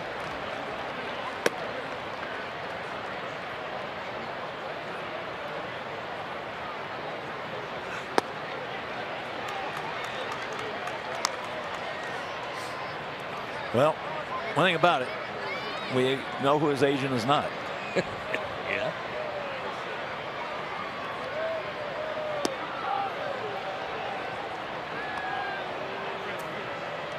It's amazing how this game has become, for the most part, quote, quote, an agent's game.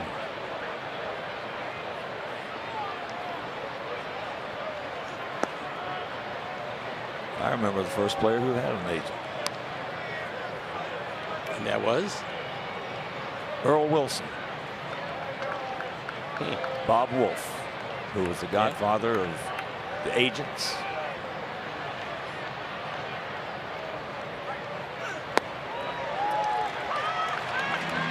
He gone. 7th inning stretch. We lead it by 5.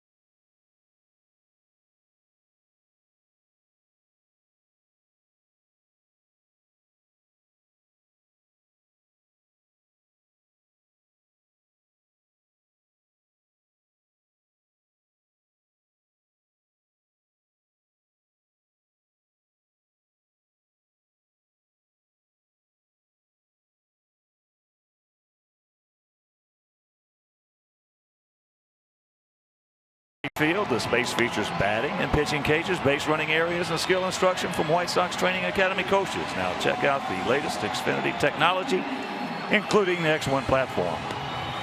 X1 by Xfinity. It will change the way you experience TV. Time now for a Dodge upcoming schedule.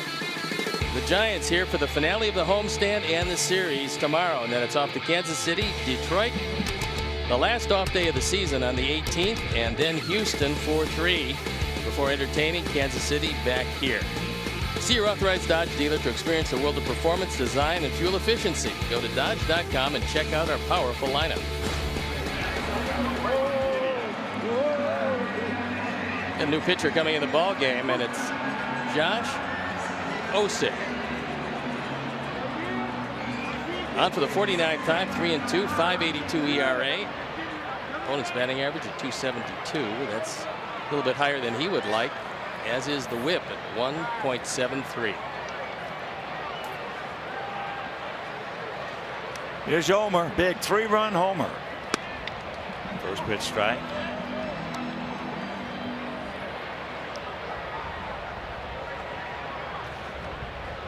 David Novak's pick to click along with George Jacobs.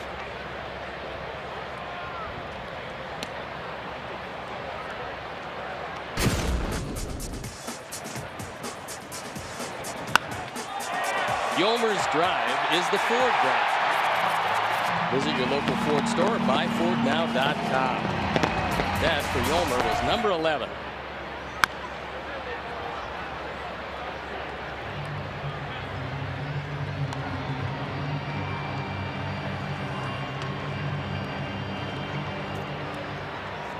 Homer, one of the best personalities on the club.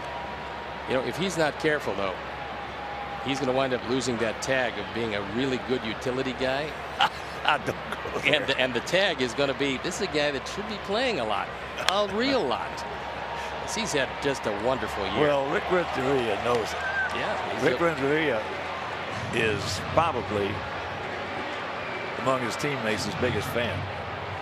I can understand that. He's just done everything Rick has play asked. anywhere. Yeah, he can. And hit from both sides of the plate.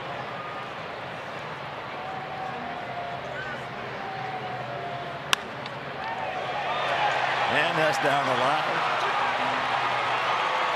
Just inside outside one. So now he's going to go ahead and give it a shot. He's going to make them make the play, and they can't do it. And the ball gets away, and he's going to score. Now he comes on in. It's 7-1. Pretty much assured that's going to be a triple. Triple in the E.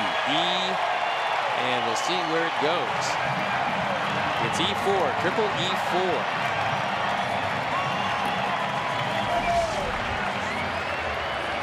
Yolmer slices it down the line, inside out swing, and then he's off to the races. This ball gets hung up. He knows Pence doesn't have the strongest arm around, so he decides to keep on going.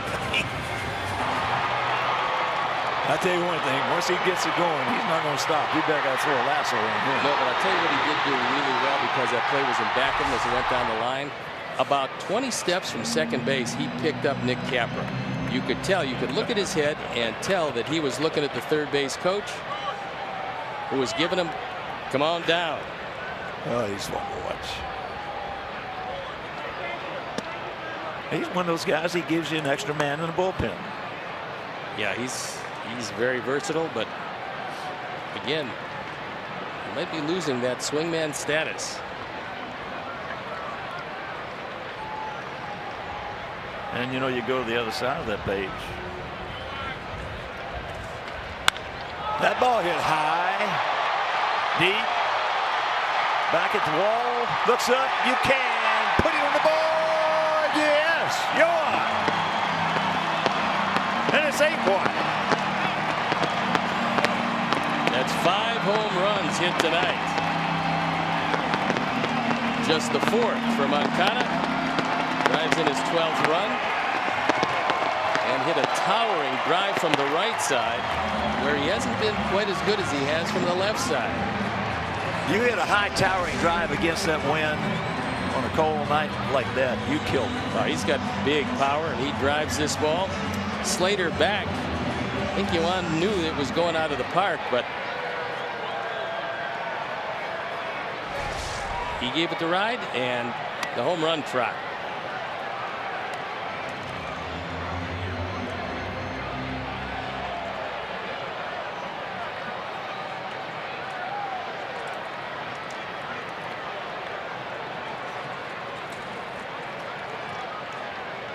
Brave. Whoa, what a swing. A homer, a double. He's 2 for 3.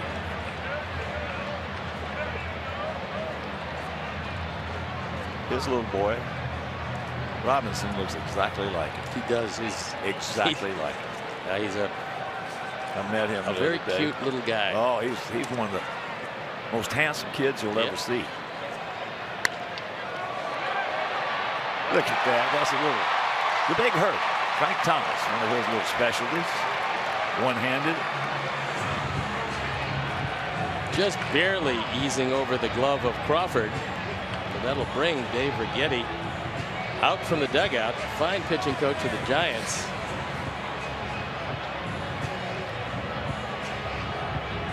Jose now a triple away from the cycle. He just reaches out, guides it over the head of Crawford. And if you're going to hit for the cycle, you got to have a single in there somewhere. There it is. I'd like to have a dozen golf balls every time Big Hurt did that, especially the right field.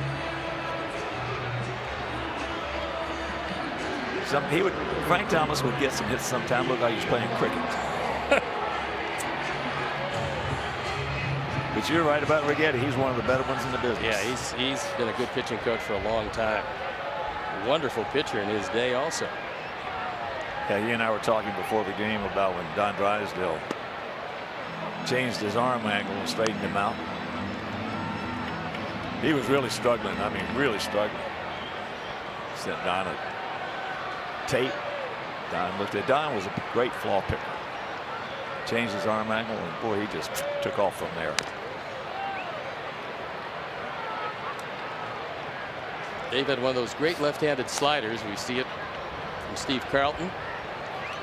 He was one of those guys. Just bury it down and in. Ron Guidry, another one of those guys that would take that slider. Sparky Lyle. Bury it down and into the right-hand hitters, and they could do zero with it. And now Andrew Miller. Oh, yeah. Hey, Andrew Miller's in that category. Yeah, he's pretty much state of the art. And with a bad knee, Indians are just hoping that he comes back. And they're not going to bring him back until he's 100% because they don't need him. I'll tell you who else was in that category too. Maybe just one little tick below was Dan Plesac. That ball hit hard, way back. He looks up. You can put it on the board. Yes. go. And it is 10-1.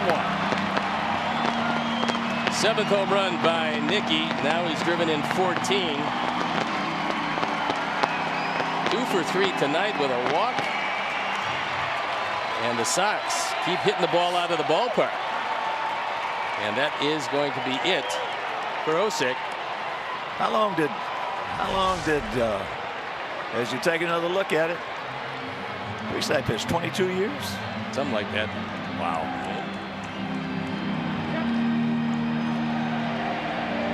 So we'll step out, be back after these messages.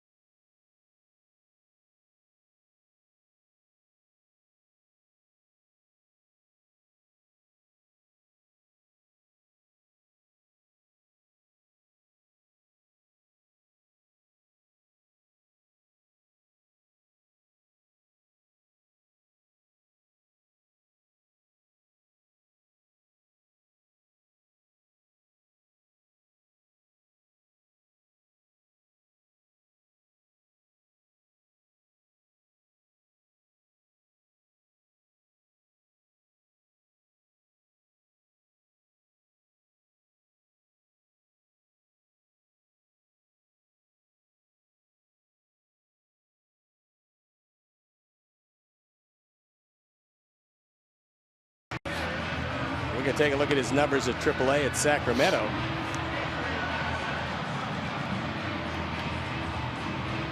.38 games, 3-9, 4.07 ERA. 13 of those appearances starts. But he will work out of the bullpen now, and the first man he's going to face is Avi. Danley's defensive play is Avi coming across, sliding grab. What a play that was. See your authorized Dodge dealer to experience a world of performance? No. Yes, when you think of garages, think Danley's 773 Garages. And think about the upcoming schedule.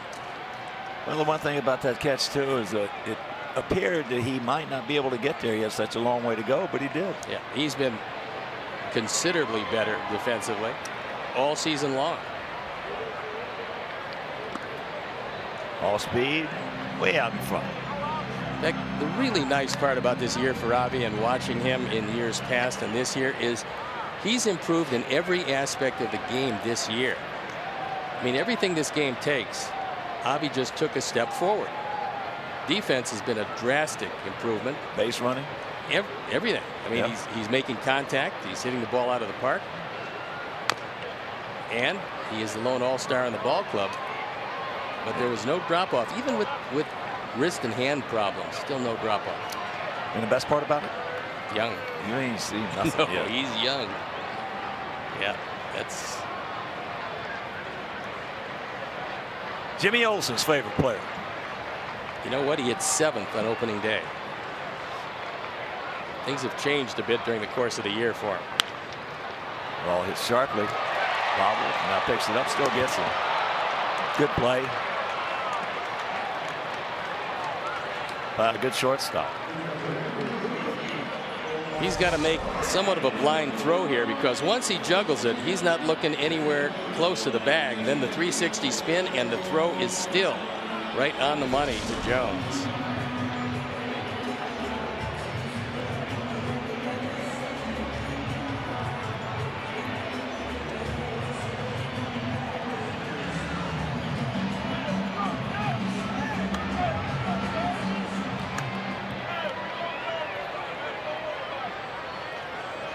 So here's Omar.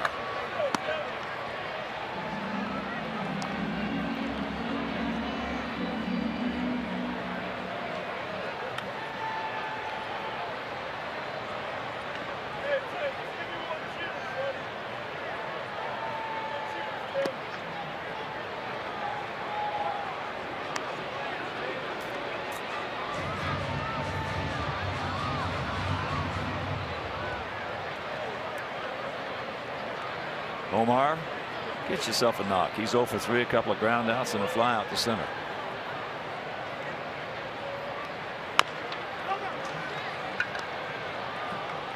And that is out number 2. That'll bring up Anderson. Tim with a homer, an infield single. He's 2 for 3.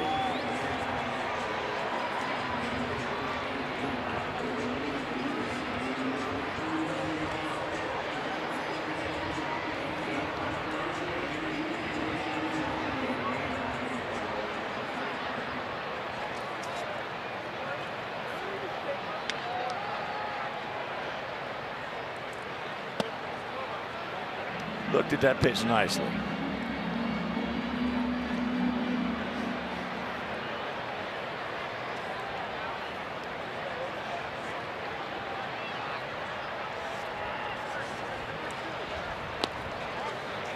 Came off that one. As I mentioned earlier, Sox came in hitting .253 as a club. They have 166 home runs. Here's one of their starting pitchers, Johnny Cueto. Fun guy to watch. That ball hit hard. And he's going to give it a go. Hits the bag nicely. There's the throw, not in time. So Timmy going to pick up his 4th triple. That's going to leave him a double away from the cycle. So we got 2 guys knocking at the door for a cycle, and I'm not sure if Tim will get another at bat. There's a chance Jose might get another at bat. He's a triple away from the cycle. Tim is a double away from the cycle. Time for the Giga-Time high-speed replay. It's powered by Xfinity, the future of awesome, and Tim is off to the races. He's got great speed.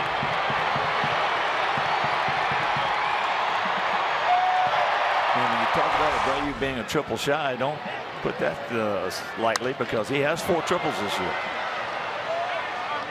That's one of the areas that Jose has really improved, and he's running better than he ever has.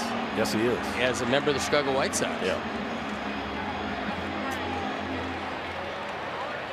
A lot of guys doing better. It's just a matter of time. Well, in something that's hard to come by, patience is required. Lots of patience. And as a rule, people around this game aren't overly patient. Well, we've got the right manager for that. We've got the right coaching staff for that. And a dedicated front office that let us know exactly what was going to happen, never deviated from that. No. Kenny and Rick have done a terrific job.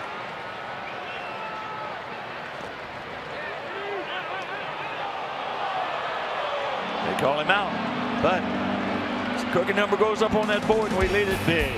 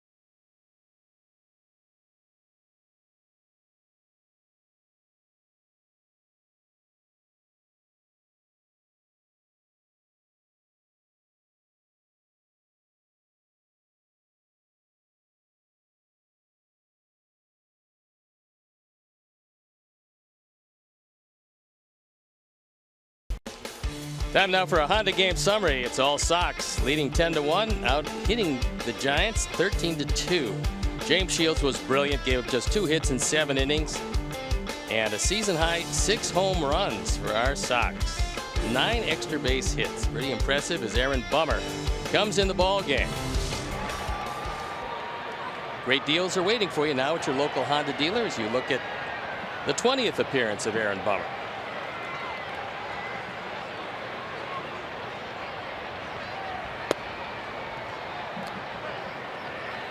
Slater takes the ball.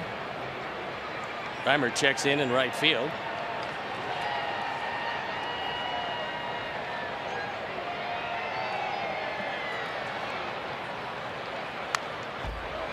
Good rip, and the count 1-1.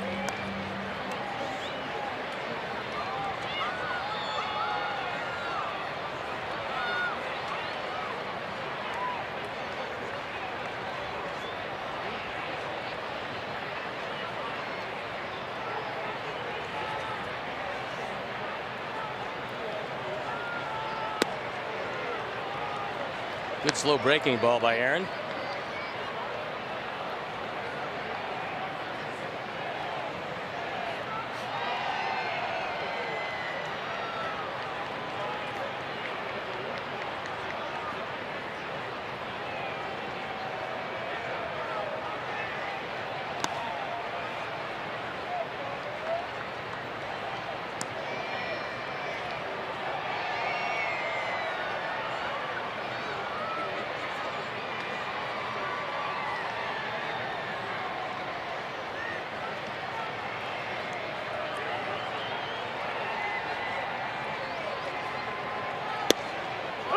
He go. Set him up with some slow breaking balls before putting him away with a fastball where he couldn't pull the trigger, and that one had the whole plate. Nice pitch by Aaron.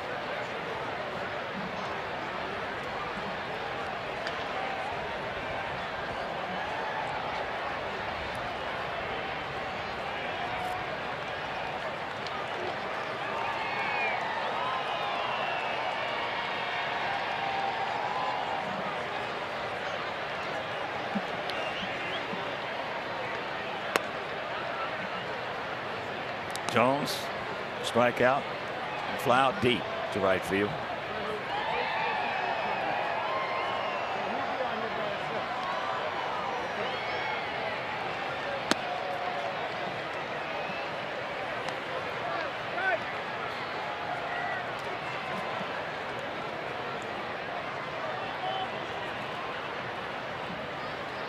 Oh, Federer.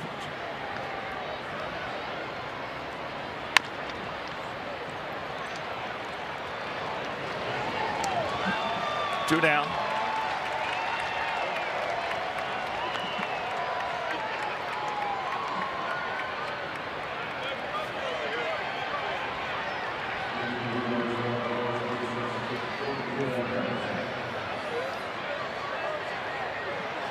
It's Gorkys Hernandez now coming on.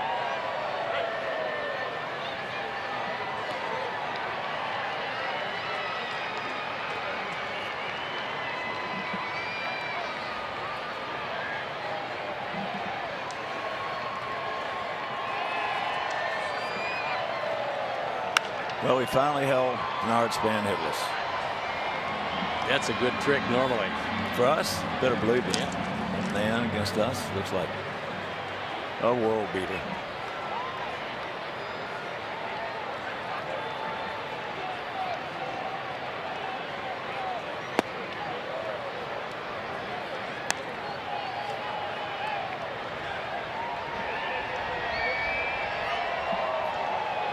Hernandez has played some center field for these Giants, as well as left and right field. Sharply, Yeoman got him. Nice inning. 1-2-3, and we'll go to the bottom of the 8th, leading by 9.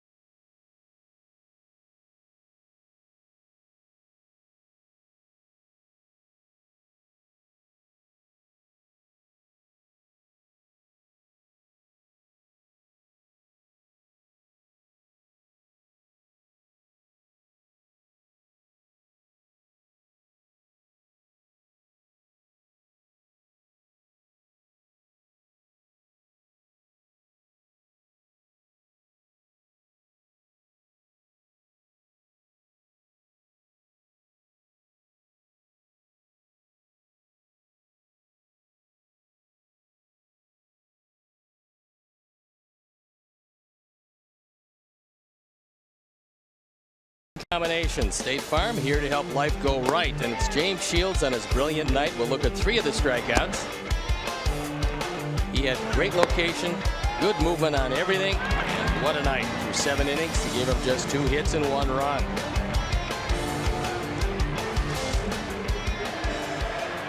So we got Hernandez, who stays in the game in left field. We've got Fedorovich is at first. And we have Orlando Calixta playing shortstop.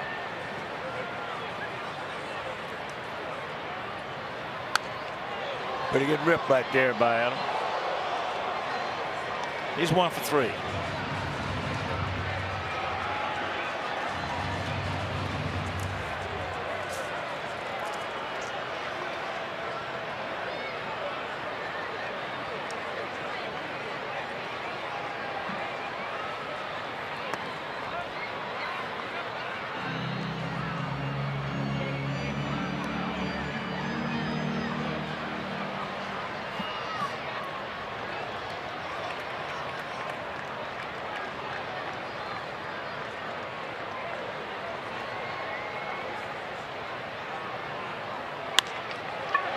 And there's a base hit. So Adam 2 for 4.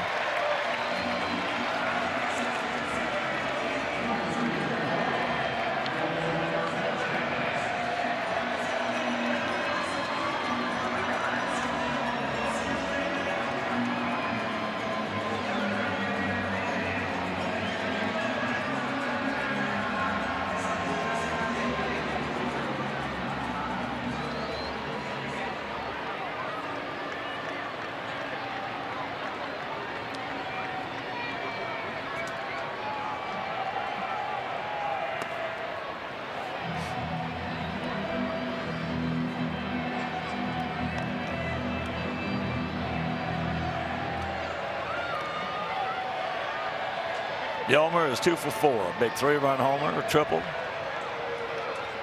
Scored a pair. Pretty good rip. But just looking up at some of the velocities of Gomez, and I remember when a guy used to throw 95, used to look at it and go, wow, 95. Now they have parades of guys coming out of the bullpen, and everybody's throwing 95 or higher. And there's another base hit. David Novak's picked the click. He and George Jacobs have formed a good tandem. Yomer's going to end this one a double shy of the cycle. So there's some big nights offensively for a whole lot of people up and down this lineup. Well, every now and then it's fun to have a laugh. It is that.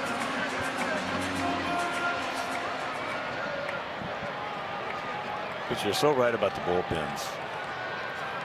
You know, as long as I've been in this game, that's the one thing. One of the biggest questions people are always asking, how have you been in it so long?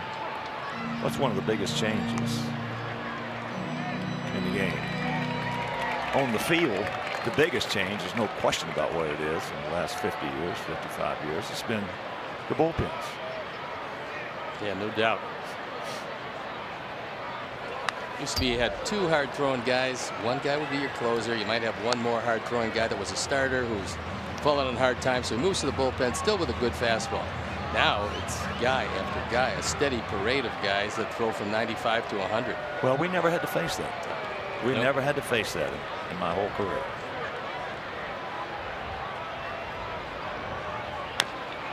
As you say, we had some guys through 100, a little harder than that sometimes. You know, Dick Raditz, some of those guys coming out of the bullpen, Goose, you know, a lot of guys that get it up there in triple digits.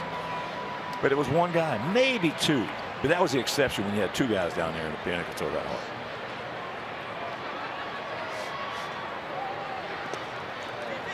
And besides that, there used to be guys coming out there going 3, 4 innings sometimes for saves.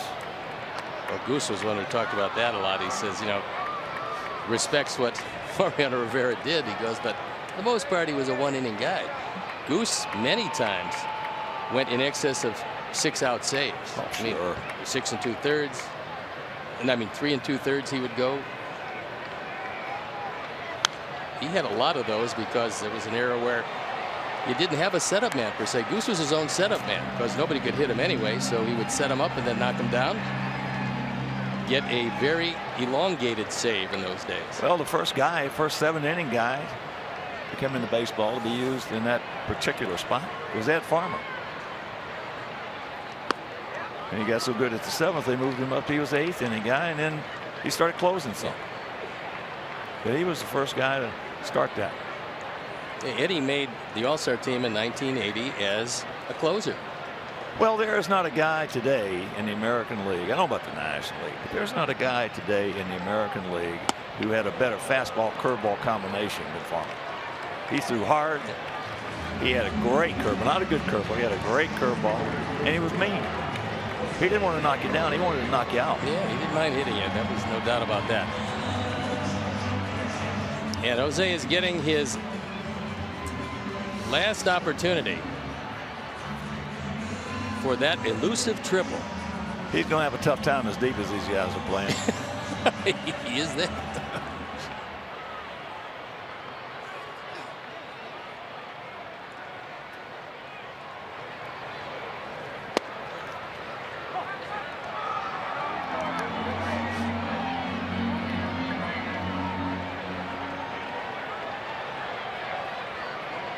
You ever hit for the cycle? In the minor leagues.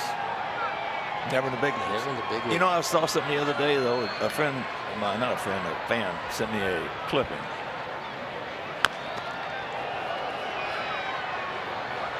Jose, The closest I got to it, I missed it by a single. It's kind of rare. Yeah.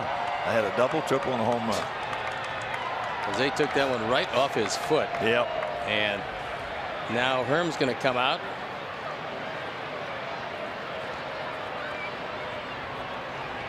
Oh, that's a good one.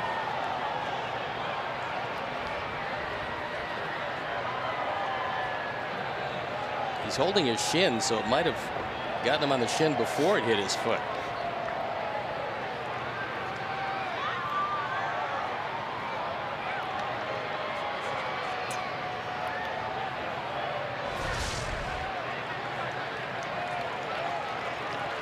Got him off the ankle, it looked like. Yeah, One thing about him, sinking fastball. he is a tough man. Well, he never wants to come out. He wants to play every day, and he wants to play defensively and swing the bat every day. He is a tough guy.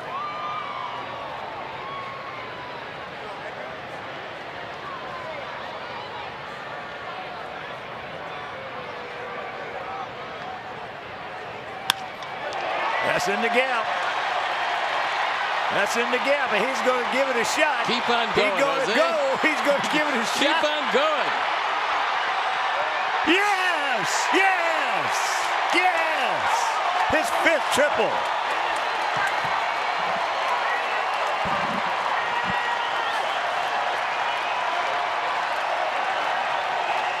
That is really exciting and just terrific, and couldn't happen to a better guy who forgot about all of the pain that he had and ran into a 3-base hit the last cycle. Jose Valentin in 2000. What a job. Hit it in the one spot of the ballpark where he might have been able to run for a triple. And here's the spot. Fortunately, it wasn't hit harder, because it took a while to get to the wall. And then Jose really turns it on. One way or the other, he was going to wind up at third base, whether he was out or whether he had a triple. And there it is. No, sir. You could not have stopped him any way, shape, fashion, or form going around second base. No, that was great. Congratulations.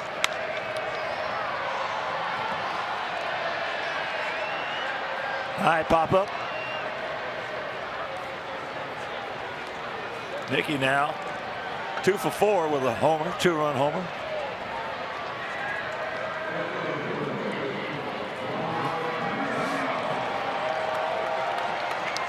Jose now is 13 away from the coveted 100 mark. With 3 tonight, he goes to 87. 29 home runs, 87 driven in.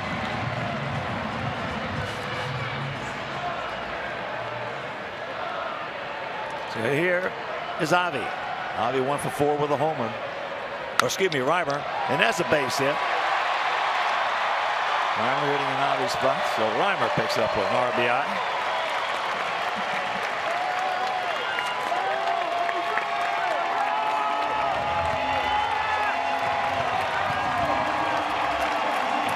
Let's look at the StatCast on Jose Abreu's triple as they're mobbing him in the dugout. Exit velocity 98.1 miles an hour. And he just kept on going.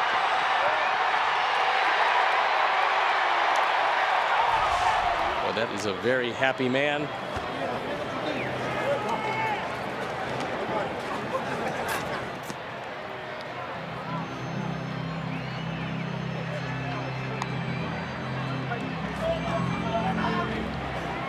Avi is giving him some problems. That's his Yomer saying, really nice job from second to third. They looked like they were swimming.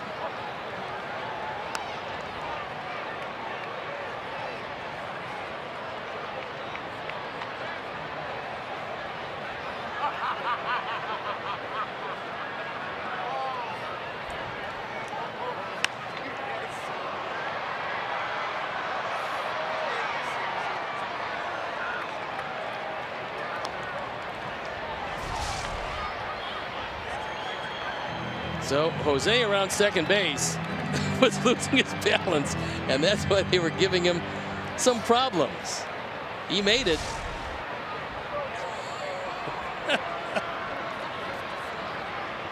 Oh my.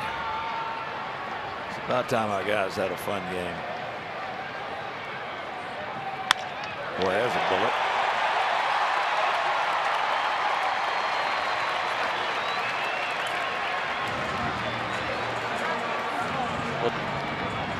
Tim Anderson now has a shot at the cycle, and he needs a double.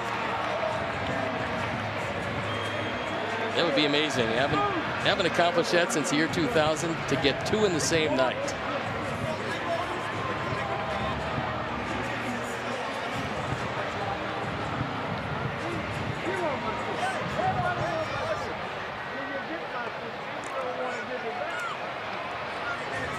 Dave Righetti has had his say. Not much you can say when a team is as hot offensively as the Sox are tonight.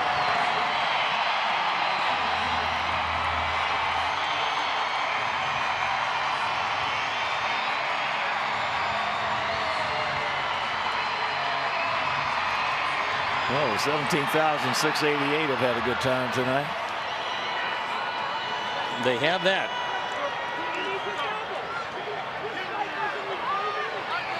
One time, Tim.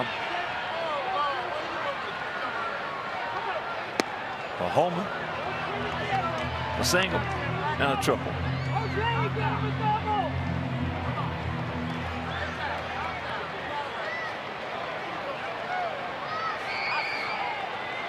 Outfield straight up, spread out, spaced about equal distance. Last cycle tonight. That's good.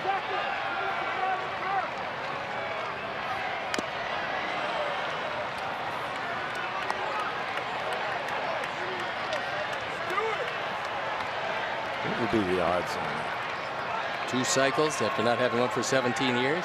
I would say they'd be fairly high. Right now, they'd be a little lower though.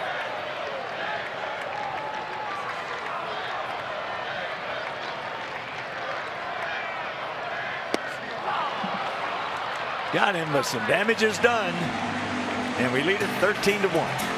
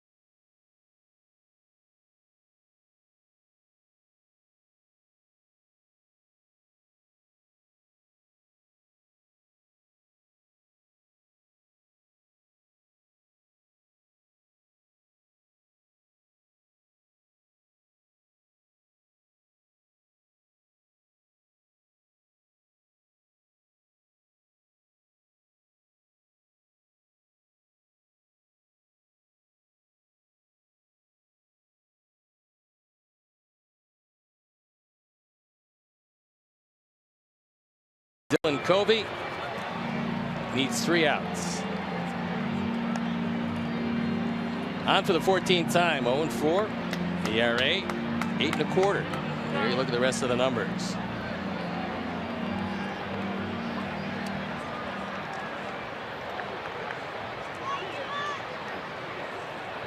Kelby Tomlinson, who came in to play second base, now getting a chance to swing the bat.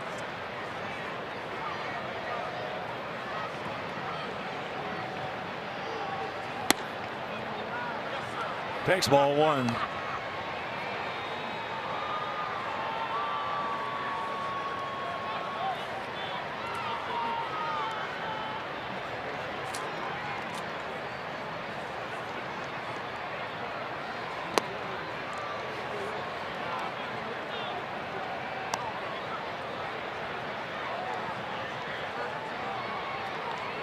Giants 1 run on 2 hits. And an infield single by Posey and a home run by Hundley.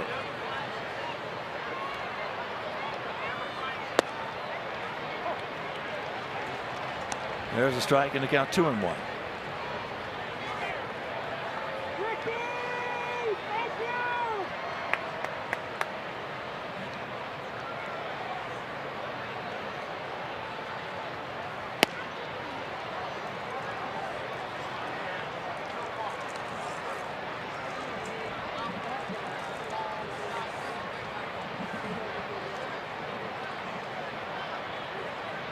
Just tuning in, the line on James Shields after taking a rocket off his knee.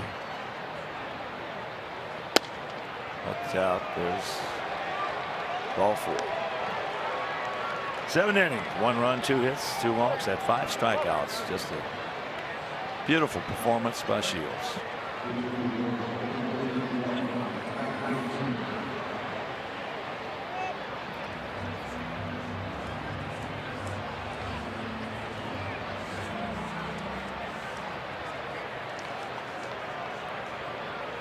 Williamson getting his first opportunity to swing the bat. He started the ball game last night. Jammed him, ate him up. Yohan.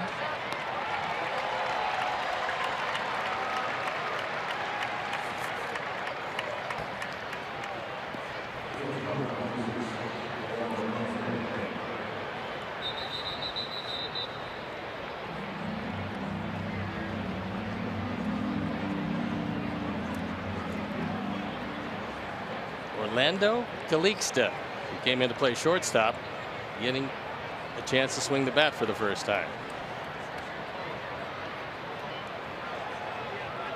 Brandon Crawford was 0 for 2 with a walk, couple pop-ups. Crawford is a good-looking player. He is that. Along with Panic, gives him a really good double play combination. I'll tell you one thing. We talk about certain teams with their fans pouring out. These guys averaging 40,999 a game. Is that's trouble. There's a Kansas City special right there.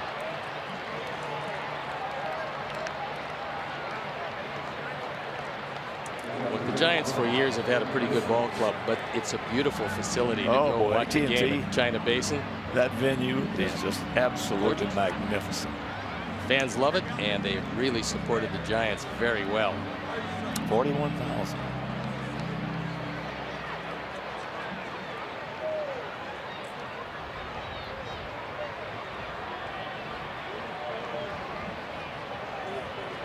So here's Hundley.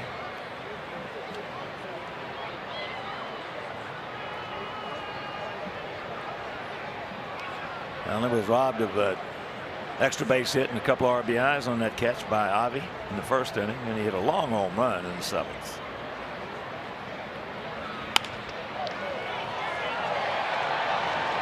Steps on the bag, and they get him. And this ball game is over. So the Sox lose last night 9-2. Come right back tonight, hit 6 home runs, and win it 13-1. And we'll be back.